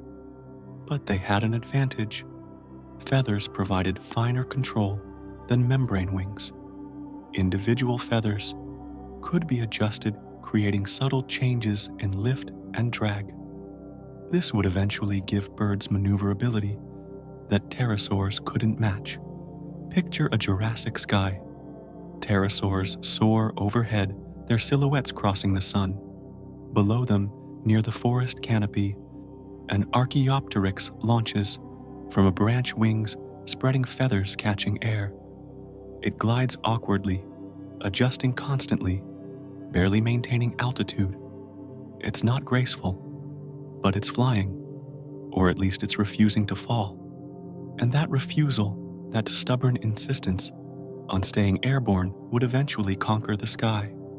But all of this, the giants on land, the hunters stalking prey, the armored warriors defending themselves, the pioneers testing the air, all of it rested on a foundation that most creatures never noticed. The smallest inhabitants of the Jurassic creatures that fit in the palm of your hand were the ones that made the entire system work. Beneath the foot of a Brachiosaurus, something small and furry is eating an insect. It's no bigger than your thumb, moving quickly between the fern fronds, its whiskers twitching with each careful step. This tiny creature will survive. The giant above it will not. And if you want to understand the greatest lesson the Jurassic has to teach about power, about dominance, about what it really means to be strong, you need to look down, not up. Because the Jurassic wasn't just about giants. It was also about the smallest travelers, the ones living in the spaces between the ones you'd overlook if you weren't paying attention. Mammals no larger than mice insects, buzzing in clouds so thick they darken the air. amphibians croaking from shallow pools, reptiles darting across sun-warmed rocks. These were the creatures that filled every corner the giants couldn't reach, and they were just as vital to the balance of life as any towering sauropod or prowling predator. Let's start with the mammals, because their story is one of patience and persistence. In the Jurassic, they were small, almost always small, living in the shadows, cast by animals that weighed thousands of times more than they did. Picture a creature like Morganucodon, roughly the size of a modern shrew, covered in fur that kept it warm during the cooler nights. Its teeth were already specialized sharp at the front for catching insects, flatter at the back for grinding a flexibility that reptiles of the time simply didn't have. This dental diversity meant mammals could exploit food sources others couldn't touch. Their fur was another advantage, one that seems ordinary now, but was revolutionary then. Fur provided insulation, allowing mammals to maintain body heat without relying entirely on the sun. This meant they could be active at night when temperatures dropped and the great dinosaurs slowed down or rested. The darkness became their domain, a time when they could move freely, hunting insects that gathered near water or beneath rotting logs, feeding without the constant threat of being crushed or eaten. Mammals like docodonts took this strategy even further. Fossils show teeth, adapted for different diets, some sharp for meat, others broad for crushing plants or nuts. Their metabolisms were fast-burning energy quickly, which meant they needed to eat often. But that speed also gave them an edge in reflexes, in alertness, in the ability to dart away from danger before it arrived. They lived fast, died young, most surviving only 2 to 4 years. But in that time, they could produce 5 to 8 offspring per litter, ensuring that even with high mortality, their populations stayed stable. These mammals were nocturnal engineers of the forest floor. They dug burrows for shelter, tunneling into soft soil where they could hide from predators and raise their young in relative safety. They climbed low branches when necessary, their clawed feet gripping bark as they searched for beetles or spiders. They scurried through the understory, their movements quick and deliberate, every sound a potential warning. To them, survival wasn't about size or strength. It was about speed, stealth, and the ability to vanish when danger appeared. Now imagine the insects, because without them, nothing else would have worked. Dragonflies with wingspans stretching 70 centimeters hovered above wetlands, their compound eyes tracking smaller insects with precision. Beetles crawled across rotting logs, their hard shells protecting them from most predators. Flies buzzed in swarms near carcasses, laying eggs that would hatch into larvae that consumed dead flesh within days. Bees and wasps, though not yet the pollinators they would become, with the rise of flowering plants, still played roles in breaking down organic matter and feeding on other insects. The biomass of insects in the Jurassic is estimated to have been around 50% of all terrestrial animal biomass. Think about that for a moment. Half of all animal life on land by weight was insects. They were the foundation of countless food chains eaten by amphibians, reptiles, early birds, and mammals. They decompose plant matter, recycling nutrients back into the soil. They laid eggs in water in wooden soil, ensuring their populations exploded with every wet season. Without insects, the entire system would have collapsed. Amphibians thrived in this world as well. Frogs croaked from the edges of ponds and rivers, their calls echoing through humid nights, just as they do today. Salamanders slithered through streams, hiding under rocks during the day and hunting at night. These creatures were adapted to the wet, warm conditions of the Jurassic, breeding in temporary pools left by monsoon rains. Their tadpoles raced to mature before the water dried up, a gamble that paid off more often than not. In a world where rain was frequent and predictable, they played a role that's easy to miss, but impossible to ignore once you see it. Amphibians controlled insect populations, eating mosquitoes, flies, and beetles by the hundreds. They kept freshwater ecosystems balanced, preventing any single species from overwhelming the system. They were also food for larger predators, bridging the gap between the smallest creatures and the ones higher up the food chain. In wetlands, where water met land, amphibians were essential threads in the web of life. Small reptiles added to this hidden empire. Lizards basked on sun-warmed stones, their scales absorbing heat before they darted after insects or smaller vertebrates. Early turtles paddled in rivers, their shells offering protection that allowed them to survive in waters patrolled by larger predators. These reptiles didn't dominate the landscape, but they filled niches, occupying spaces where they could thrive without competing directly with the giants. What made these tiny travelers so important was their sheer numbers and their adaptability. A single mammal might live only 3 years, but in that time it could produce dozens of offspring. A single dragonfly might live only a few months, but it could lay hundreds of eggs. A single frog might survive only 1 season, but its tadpoles numbered in the thousands.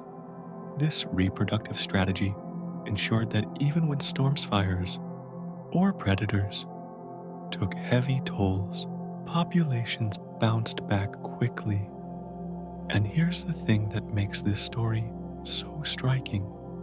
These small creatures didn't know they were unimportant. To them, their lives were everything. A mammal hiding in its burrow wasn't thinking about the sauropods grazing overhead. It was thinking about the beetle. It just caught the rival it needed to avoid the mate it was trying to attract. An insect wasn't aware of the dinosaurs. It was focused on finding food, laying eggs, surviving another day. Each tiny life was lived fully with the same intensity and urgency as any giant's. The connection between these small creatures and the larger ecosystem was constant and intricate. Mammals fed on insects, keeping their populations in check. Insects fed on plants and carrion, recycling nutrients. Amphibians fed on insects and were eaten by reptiles and small dinosaurs.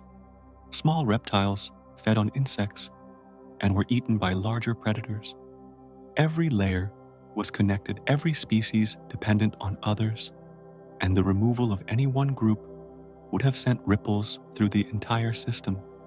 Think of it like this. In a large company, the CEO gets the attention, the headlines, the credit. But if the IT staff disappears, the entire operation grinds to a halt. The Jurassic worked the same way. The sauropods and allosaurs were the visible giants, the ones that shaped landscapes and dominated attention. But the mammals, insects, amphibians, and small reptiles were the ones keeping the system running, recycling energy, spreading nutrients, and filling the roles that made everything else possible. These tiny travelers lived in a world of giants, but they thrived by avoiding direct competition. They didn't try to outgrow the dinosaurs. They simply found spaces the dinosaurs couldn't fill. They lived at night in burrows, under logs in the water in the air. They ate food the dinosaurs ignored. They reproduced faster than the dinosaurs could, and in doing so, they ensured their survival not just through the Jurassic, but far beyond it. Fossils of these creatures are rare because small bones decay quickly and are easily destroyed. But when they're found, they reveal astonishing details. Tiny mammal skulls show the structure of their teeth, their eye sockets, the attachments for muscles. Insect wings, preserved in fine sediment, show veins and patterns. Amphibian skeletons show adaptations for swimming and jumping. Each fossil is a window into a life lived in the margins, a life that mattered just as much as any giants. And all of them lived within a cycle, an endless loop of birth, growth, reproduction, and death. A cycle that repeated day after day, season after season for millions of years. A cycle that kept the Jurassic alive. Rain then sun, fire then water, hunter then hunted. The Jurassic wasn't a world of the strongest. It was a world of the most adaptable. And if you could stand there in the middle of a fern prairie or beneath a conifer canopy, you'd see that cycle playing out in every direction, relentless and beautiful, and utterly indifferent to any single life. Let's start with the rhythm of the seasons, because even in a greenhouse world, seasons existed. They didn't look like the ones you know with snow and falling leaves and frozen ground. Instead, they were defined by water, wet seasons and dry seasons, monsoons and droughts, cycles that shaped every aspect of life. During the wet months, rains came, in torrents drenching forests and flooding plains. Rivers swelled lakes, expanded, and wetlands turned into temporary seas. Plants exploded with growth ferns, spreading across open ground cycads, pushing out new fronds, conifers adding rings to their trunks. Herbivores thrived during these months.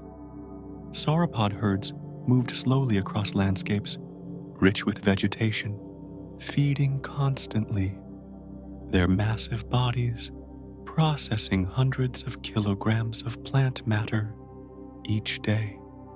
Stegosaurs browsed on low ferns and cycads, their beaked mouths stripping fronds with mechanical efficiency.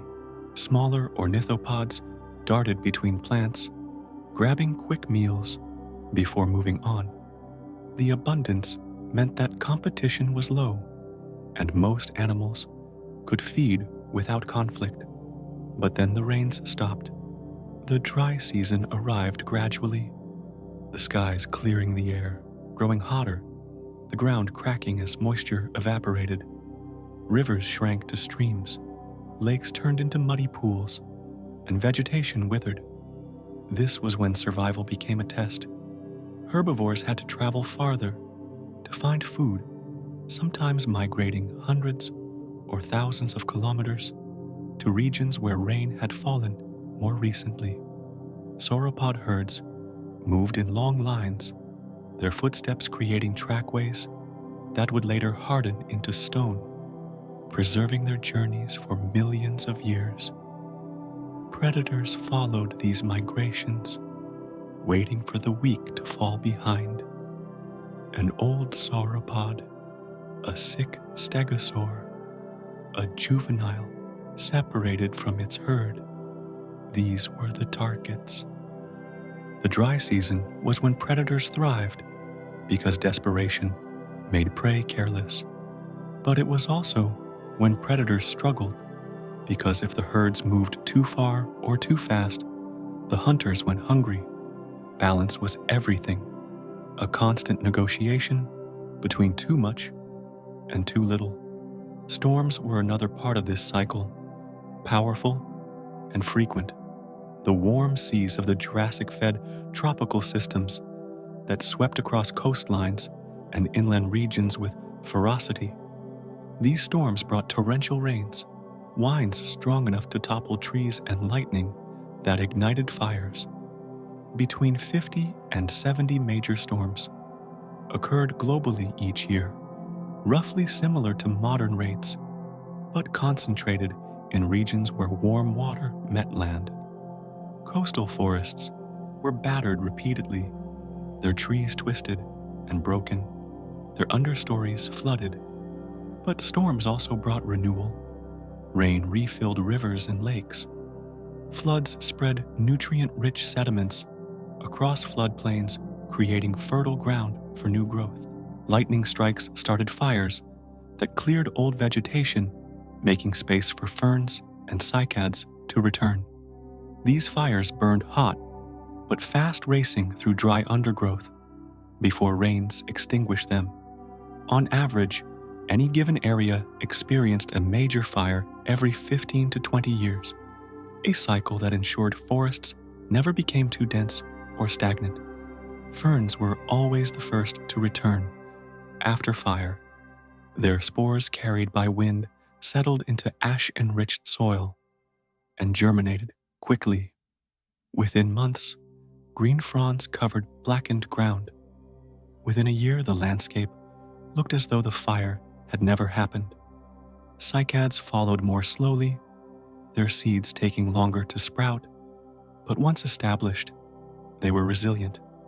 Conifers were the slowest to return, but their size and longevity meant that mature trees often survived fires, their thick bark protecting them from heat. This cycle of fire and regrowth shaped the structure of Jurassic ecosystems. It prevented any single plant species from dominating completely, creating mosaics of different vegetation types across the landscape. Young forests grew alongside mature ones, fern prairies bordered cycad groves, and wetlands filled the low-lying areas. This diversity supported more species because different plants attracted different herbivores, and different herbivores attracted different predators.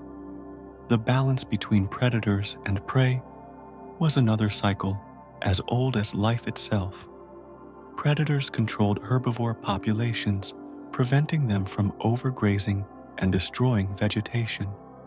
Herbivores controlled plant growth, preventing any single species from overwhelming the system. The ratio was roughly one predator for every 50 herbivores, similar to modern ecosystems like the Serengeti. This ratio ensured that neither group could grow without limit, keeping the system stable over millions of years. Migration was central to this balance. Sauropod herds didn't stay in one place. They moved with the seasons, following the rains, following the green. These migrations covered thousands of kilometers, crossing mountain ranges, river valleys, and coastal plains. Along the way, they shaped the landscape, trampling vegetation, spreading seeds in their dung, creating paths that other animals followed. Predators tracked these migrations, and smaller animals scavenged the remains left behind. And here's where it gets interesting, because if you think this story is long, consider this: the Jurassic lasted 56 million years. 56 million? To put that in perspective, all of human civilization from the first cities to the present day fits into the last 10,000 years. The entire history of our species Homo sapiens spans maybe 300,000 years. The Jurassic lasted almost 200 times longer than that. We're not even at the third second of the Jurassic year.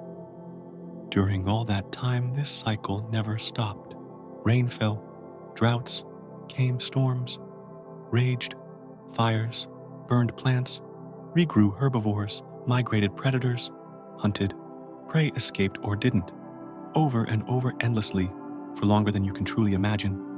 And yet the system stayed balanced, not perfectly, but well enough that life continued, adapted, evolved, and thrived.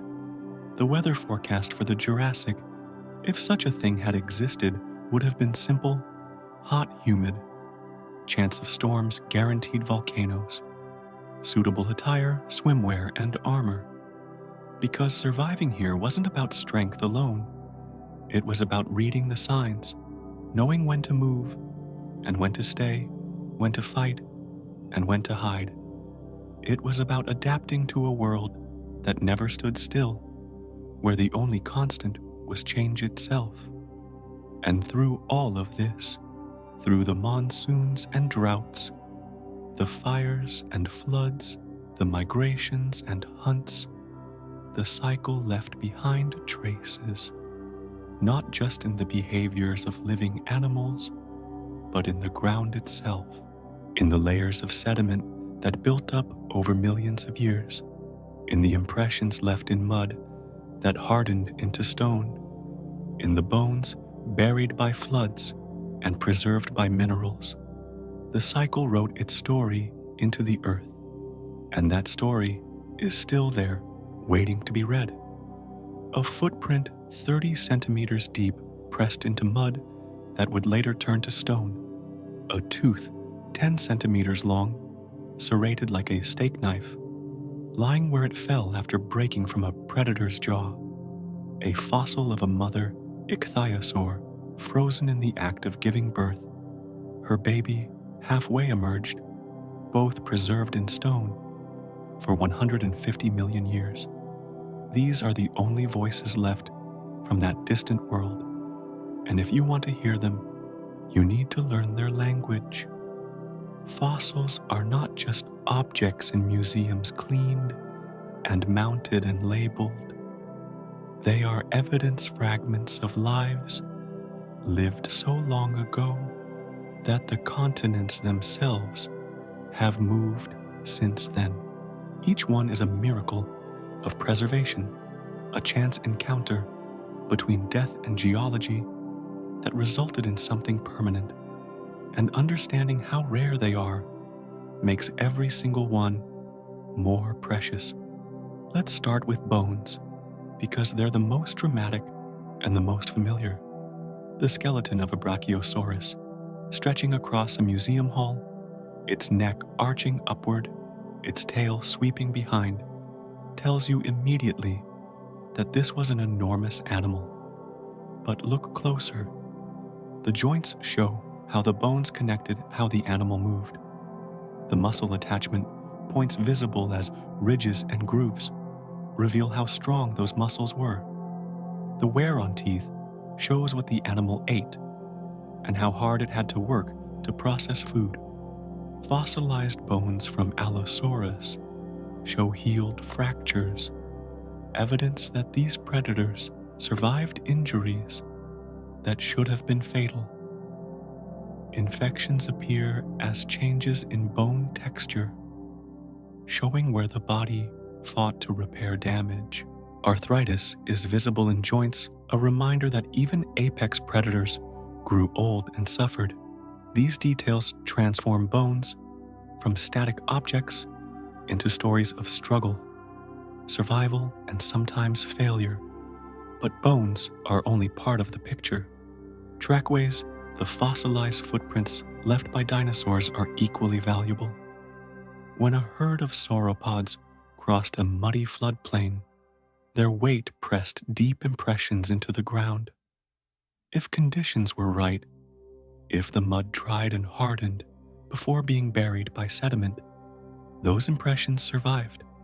Millions of years later, paleontologists can uncover them, revealing not just that these animals existed, but how they moved. Parallel trackways show herds walking together, adults and juveniles side by side. Stride length reveals speed-wide steps, indicating running. Closer steps suggesting walking. Sometimes predator tracks intersect with herbivore tracks, frozen moments of a hunt that happened 150 million years ago.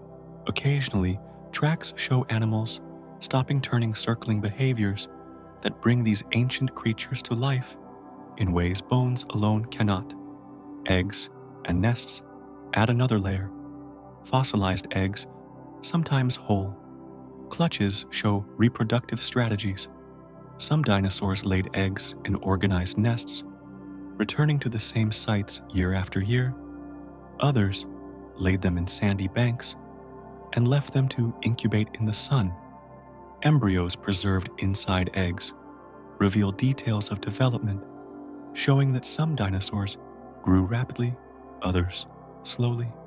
Eggshell fragments show structure and composition, offering clues about how these animals manage temperature and gas exchange. Plants left their marks too. Impressions of fern fronds, cycad leaves, and conifer needles pressed into mud and silt, leaving outlines that hardened into stone. Some are so detailed that veins in the leaves are still visible, allowing scientists to identify species and understand how forests were structured. Coal deposits from the Jurassic, formed from compressed plant matter, showed just how much vegetation covered the planet, layer upon layer of dead ferns and trees, compacted into seams of black rock. Coprolite's fossilized droppings might not seem glamorous, but they're incredibly informative. They contain fragments of what animals ate: plant fibers, bone shards, insect parts, fish scales. By studying coprolites, paleontologists can connect predators to prey herbivores, to specific plants, and small animals to their diets. They provide direct evidence that bones cannot, showing not just what animals were capable of eating, but what they actually ate. Ammonites with their coiled shells are so abundant in some marine deposits that they're used as index fossils, markers that help date rock layers. Different species appeared and disappeared over relatively short geological timeframes, which means finding a particular ammonite species tells you precisely when that rock formed. There are timestamps frozen in stone, connecting specific moments across millions of years. But here's the astonishing part: fossilization is rare, incredibly rare. Out of every 10,000 creatures that lived and died in the Jurassic, only one on average became a fossil. Most simply decayed, eaten by scavengers, broken down by bacteria, scattered by wind and water. For a fossil to form, conditions had to be perfect: rapid burial, protected remains from scavengers and decay. Sediment had to cover them quickly, cutting off oxygen. Over tens of thousands of years, minerals slowly replaced organic material, turning bone into stonewood, into rock shells, into calcite. The best fossils come from places like the Solnhofen limestone in Germany, where fine sediment settled in shallow lagoons, preserving not just bones, but feather skin and even eyes. The famous Archaeopteryx fossils, showing both feathers and skeletal details, come from these deposits. They're windows into a world where every detail, every structure, every texture was captured with extraordinary precision. Every fossil you see in a museum represents a chain of unlikely events. The animal had to die in the right place. It had to be buried quickly. The sediment had to harden without crushing the remains. Tectonic forces had to lift the rock back to the surface without destroying it. Erosion had to expose it without washing it away. And someone had to find it before it eroded completely. The odds of all this happening are roughly 1 in 10,000. Finding a fossil is like winning the lottery 10,000 times in a row. And yet they exist. Fossils from the Jurassic are found on every continent, in quarries and cliffs and deserts. Each one is a voice from deep time, speaking in the language of stone, telling stories of lives lived, struggles endured, and moments frozen forever. They connect us to a world we can never visit, a world that shaped the planet we inherited. They remind us that the Earth has always been alive, always changing, and that the present is built on layers of the past, each one carrying its own story. These stones connect past to present silence, to sound extinction, to survival, and they wait patient as only stone can be for us to listen. Archaeopteryx flew clumsily 150 million years ago, its feathered wings beating awkwardly as it glided between branches in a Jurassic forest. This morning, you saw a sparrow fly past your window, its movements precise and effortless, its wings folded with perfect control as it landed on a branch. That's not a coincidence. That's legacy. The sparrow outside your window is a direct descendant of those clumsy flyers, a living thread connecting the present to a world so distant it feels like another planet. But the connection is real, written into its bones, its feathers, its very DNA. Modern birds are not just related to dinosaurs. They are dinosaurs, the only lineage that survived when all the others disappeared. Every time you see a robin, a crow, a hawk, or a hummingbird, you're looking at a living piece of the Jurassic, adapted and refined, but carrying the same fundamental blueprint. The DNA of modern birds contains genes inherited directly from their theropod ancestors, genes that control the formation of feathers, the development of hollow bones, the structure of wings. These genes have been passed down through countless generations, surviving mass extinctions, climate shifts, and the rise and fall of entire ecosystems. When scientists sequence bird genomes, they find genetic instructions that are millions of years old, instructions that built the wings of Archaeopteryx and still built the wings of every bird alive today. And it's not just birds. Look at a crocodile basking on a riverbank, its armored body half submerged, its eyes watching the water. Crocodiles are the closest living relatives of dinosaurs, sharing a common ancestor that lived before the Jurassic even began. Their body plan already well established, by the time Brachiosaurus walked the earth, has changed remarkably little. They survived the same extinction event that killed the non-avian dinosaurs, and they continue to thrive in rivers, swamps, and coastlines around the world. Every crocodile is a window into deep time, a reminder of what worked then and still works now. Even the plants carry echoes of that ancient world. Conifers, those towering trees that dominated Jurassic forests, still grow today in places like the Pacific Northwest, though they're far less widespread than they once were. Cycads, with their stout trunks and crown-like leaves, still exist in tropical and subtropical regions, living fossils that look almost identical to their Jurassic ancestors. When you walk through a forest of redwoods or see a cycad in a botanical garden, you're seeing plants whose lineages stretch back to the time when Stegosaurus browsed beneath their branches. The continents themselves are results of processes that began in the Jurassic. The Atlantic Ocean, which started as a narrow rift between Pangaea's fragmenting pieces, is still growing today, widening by 2 to 5 centimeters every year.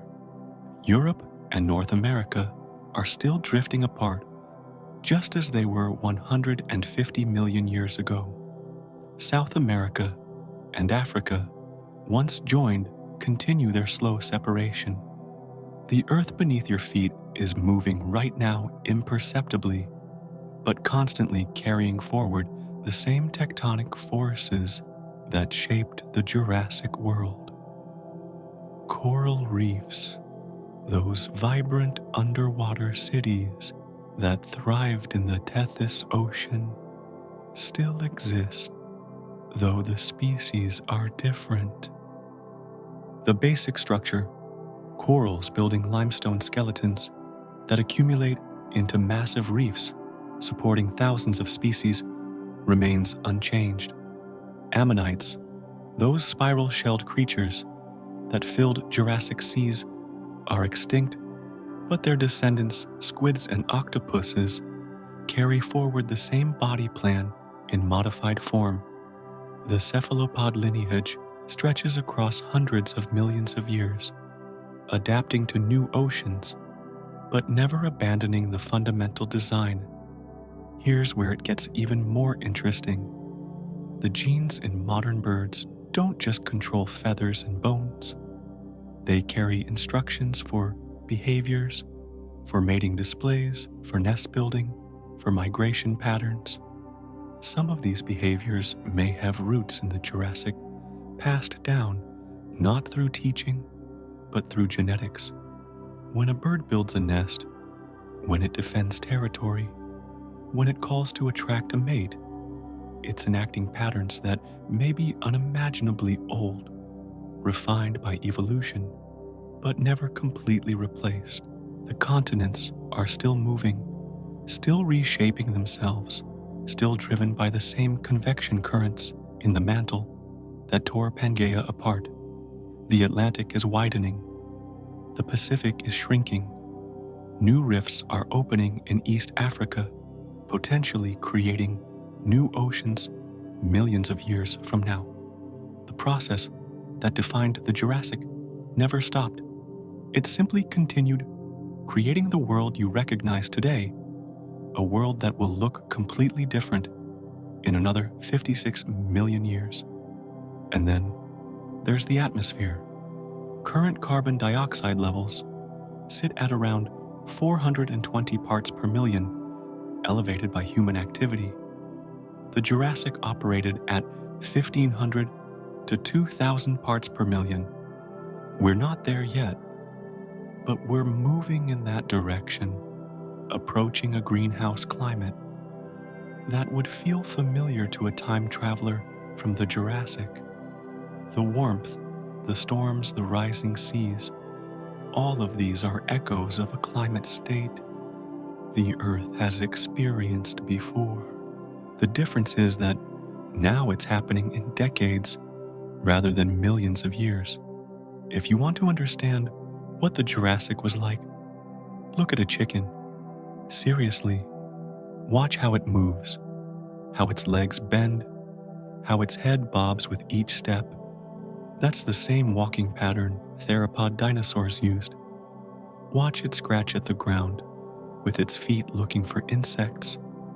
That's a behavior inherited from ancestors that lived when Allosaurus hunted across floodplains. The chicken doesn't know it's a dinosaur, but genetically, behaviorally, structurally it is. And it's thinking about you the same way its ancestors thought about small mammals, as a potential threat, a potential meal, or something to be ignored. Every breath you take contains oxygen molecules, and statistically, one or two of those molecules might have passed through the lungs of an Allosaurus. The atmosphere is constantly recycled, mixed by winds and currents used by plants and animals, and then released again.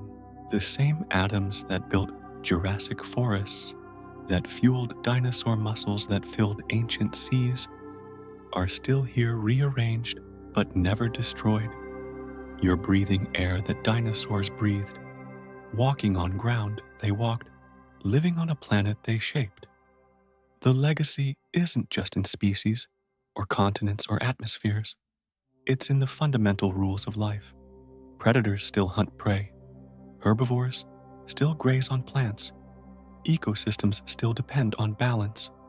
Fire still clears old growth, making space for new. Storms still bring destruction and renewal. Migrations still follow seasonal patterns. The players have changed, but the game remains the same, played out across millions of years with different actors but identical scripts. Fossils are the bridges that connect past to present, showing us that the world we inhabit isn't separate from the Jurassic, but built upon it. Every museum skeleton, every trackway, every preserved leaf is evidence that the present is the inheritor of the past. We didn't appear from nowhere. We're part of a continuous story, one chapter in a book that started long before humans existed and will continue long after we're gone. So, when you see a bird, remember Archaeopteryx. When you see a crocodile, remember the Jurassic rivers they once patrolled. When you see a conifer forest, remember the towering groves that fed Brachiosaurus. When you feel the ground beneath your feet, remember that it's moving slowly, carrying forward the same restless energy that tore Pangaea apart. The Jurassic isn't distant history. It's the foundation of everything you see, everything you touch, everything you are. And that raises a question, one that lingers as you look around at the world you know. Did the Jurassic ever really end? The Jurassic didn't disappear. It didn't vanish into nothingness, erased from the earth as though it had never been. It simply transformed, shifting from one state to another, its energy and matter and patterns flowing forward into new forms. Every heartbeat you feel, every breath you draw, every step you take connects you to a planet that existed 200 million years ago. The distance feels immense, but the thread is unbroken. Think of it this way. The Jurassic was one chapter in the long story of Earth, a story that began 4.5 billion years ago and continues right now in this moment as you read these words. Chapters end, but the story doesn't.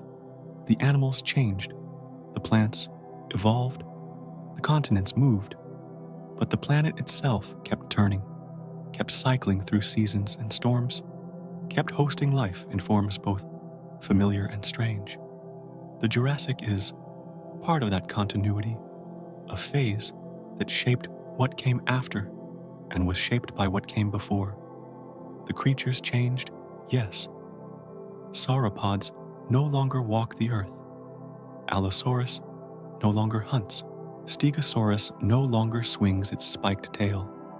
But the principles that governed their lives still apply. Animals still need to eat, to reproduce, to adapt to their environments. Predators still hunt herbivores, still graze ecosystems, still depend on balance. The strategies shift, the species turn over, but the underlying logic remains constant. Life is still life, bound by the same rules it followed in the Jurassic. Fossils are the bridges between then and now, physical remnants that prove the connection. When you stand in a museum and look at a Brachiosaurus skeleton, you're not just seeing an extinct animal. You're seeing proof that this planet has hosted life for an almost incomprehensible span of time. You're seeing evidence that survival is possible, that adaptation works, that even in the face of volcanoes, storms, droughts, and predators, life finds ways to continue. Fossils remind us that extinction is real, but so is persistence. The resilience of life is one of the most consistent lessons written into the fossil record. After volcanic eruptions, buried valleys in ash ferns returned, covering blackened ground with green. After storms destroyed coastlines, new ecosystems grew in their place. After mass extinctions wiped out entire groups, survivors adapted and diversified, filling the empty niches. pattern repeats across geological time, disruption, recovery, adaptation, renewal. Life doesn't give up. It adjusts, it experiments, it finds new solutions to old problems. The Jurassic demonstrated this resilience over 56 million years. That's an almost impossible length of time to grasp. If you compressed those 56 million years into a single year, each second would represent roughly 1.7 years. A minute would cover a century. An hour would span 6,000 years. A day would encompass 150,000 years. The entire history of modern humans, from the first Homo sapiens to the present, would fit into the last 2 days of that Jurassic year. Everything you know, every city ever built, every war ever fought, every book ever written would happen in the final 48 hours of a year-long story. And even that 56 million years is just a fraction of Earth's history. 200 million years ago, when the Jurassic began, seems impossibly distant, but it's only 4% of the planet's age. The universe itself is 13.8 billion years old, which makes 200 million years roughly 0.04% of cosmic history. The Jurassic feels ancient to us, but in the scale of the universe, it's recent. The atoms that made up Jurassic forests and dinosaur bones and ocean water are the same atoms that make up your body now. Here's something to consider as you settle into sleep tonight. Your body is built from carbon atoms, hydrogen atoms, oxygen atoms, nitrogen atoms.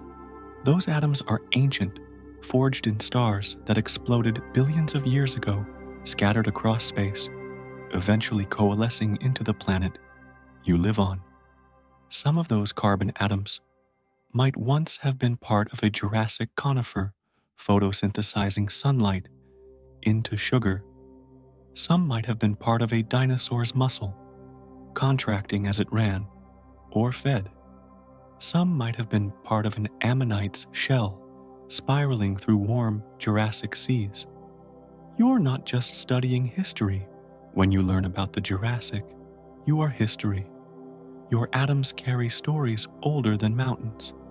Your body is a temporary arrangement of matter that has existed in various forms since the beginning of the solar system. You're connected to the Jurassic, not metaphorically, but literally, through the very substance of your being. The distinction between past and present dissolves when you realize that matter is never truly created or destroyed, only rearranged. The planet has never been static. It's always moving, always changing, always cycling through states. Continents drift, climates shift, species evolve and go extinct, but the system itself persists. The sun rises and sets, the moon pulls the tides, rain falls, rivers flow, plants grow, animals eat and are eaten. These patterns are timeless, playing out in the Jurassic, just as they do now, unchanged in essence, even as the details shift endlessly. And that's where the real legacy lives. Not in the specific species, though their descendants still surround us. Not in the exact landscapes, though the continents they walked still exist. The legacy lives in the continuity, in the unbroken chain of life that stretches from the first cells in ancient oceans to the complexity of modern ecosystems. The Jurassic is part of that chain, a link connecting what came before to what came after, including you. If you compress the entire Jurassic into a single image, what would it be? Maybe it's a herd of Brachiosaurus moving slowly across a fern prairie, their long necks swaying their footsteps, pressing deep into soft ground. Maybe it's an allosaurus, pausing at the edge of a forest, watching, waiting, calculating. Maybe it's a volcanic eruption at dawn, lava flowing orange against a dark sky. Maybe it's the quiet moment after a storm, when the rain stops and the forest begins to hum again with insect calls and frog croaks and the rustling of mammals emerging from burrows. Or maybe it's simpler than that. Maybe it's just green, endless green, stretching from horizon to horizon, ferns and cycads and conifers under a warm, humid sky, a world so alive with growth that it almost vibrates with energy. That's the Jurassic. Not a dead museum display, not a collection of fossils, but a living, breathing world that existed as fully and richly as the one you live in now. And now, as the light begins to dim around you, as your body settles and your breathing slows, let that image rest gently in your mind. Forests stretching endlessly, the distant rumble of a sauropod's call, footprints pressed into warm mud, the rustle of ferns in a breeze, the crackle of a distant fire, the splash of rain on broad leaves. The Jurassic isn't somewhere far away. It's in every breath you take, every heartbeat, every quiet moment, like this one. The thread connecting you to that world is real. The atoms in your body are the same atoms that built that world. The planet beneath you is the same planet, reshaped but continuous. The sky above you is the same sky, even though the stars have shifted slightly in their positions. You're not separate from the Jurassic. You are part of its legacy, one of the descendants of the tiny mammals that hid in burrows, while giants walked overhead carrying forward a story that began long before you were born and will continue long after you're gone. Sleep well, knowing that the story isn't over. It never ends. It only changes endlessly, beautifully moving from one form to another, from the Jurassic to the present to whatever comes next. The forests may be gone, but their carbon lives on. The dinosaurs may be extinct, but their descendants fly outside your window. The world may look different, but it's the same world always has been, always will be.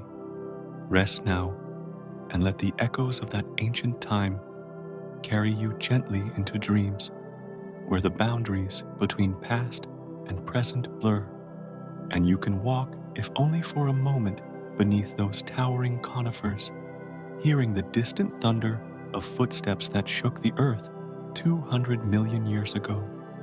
The Jurassic is here. It never left, and neither did you.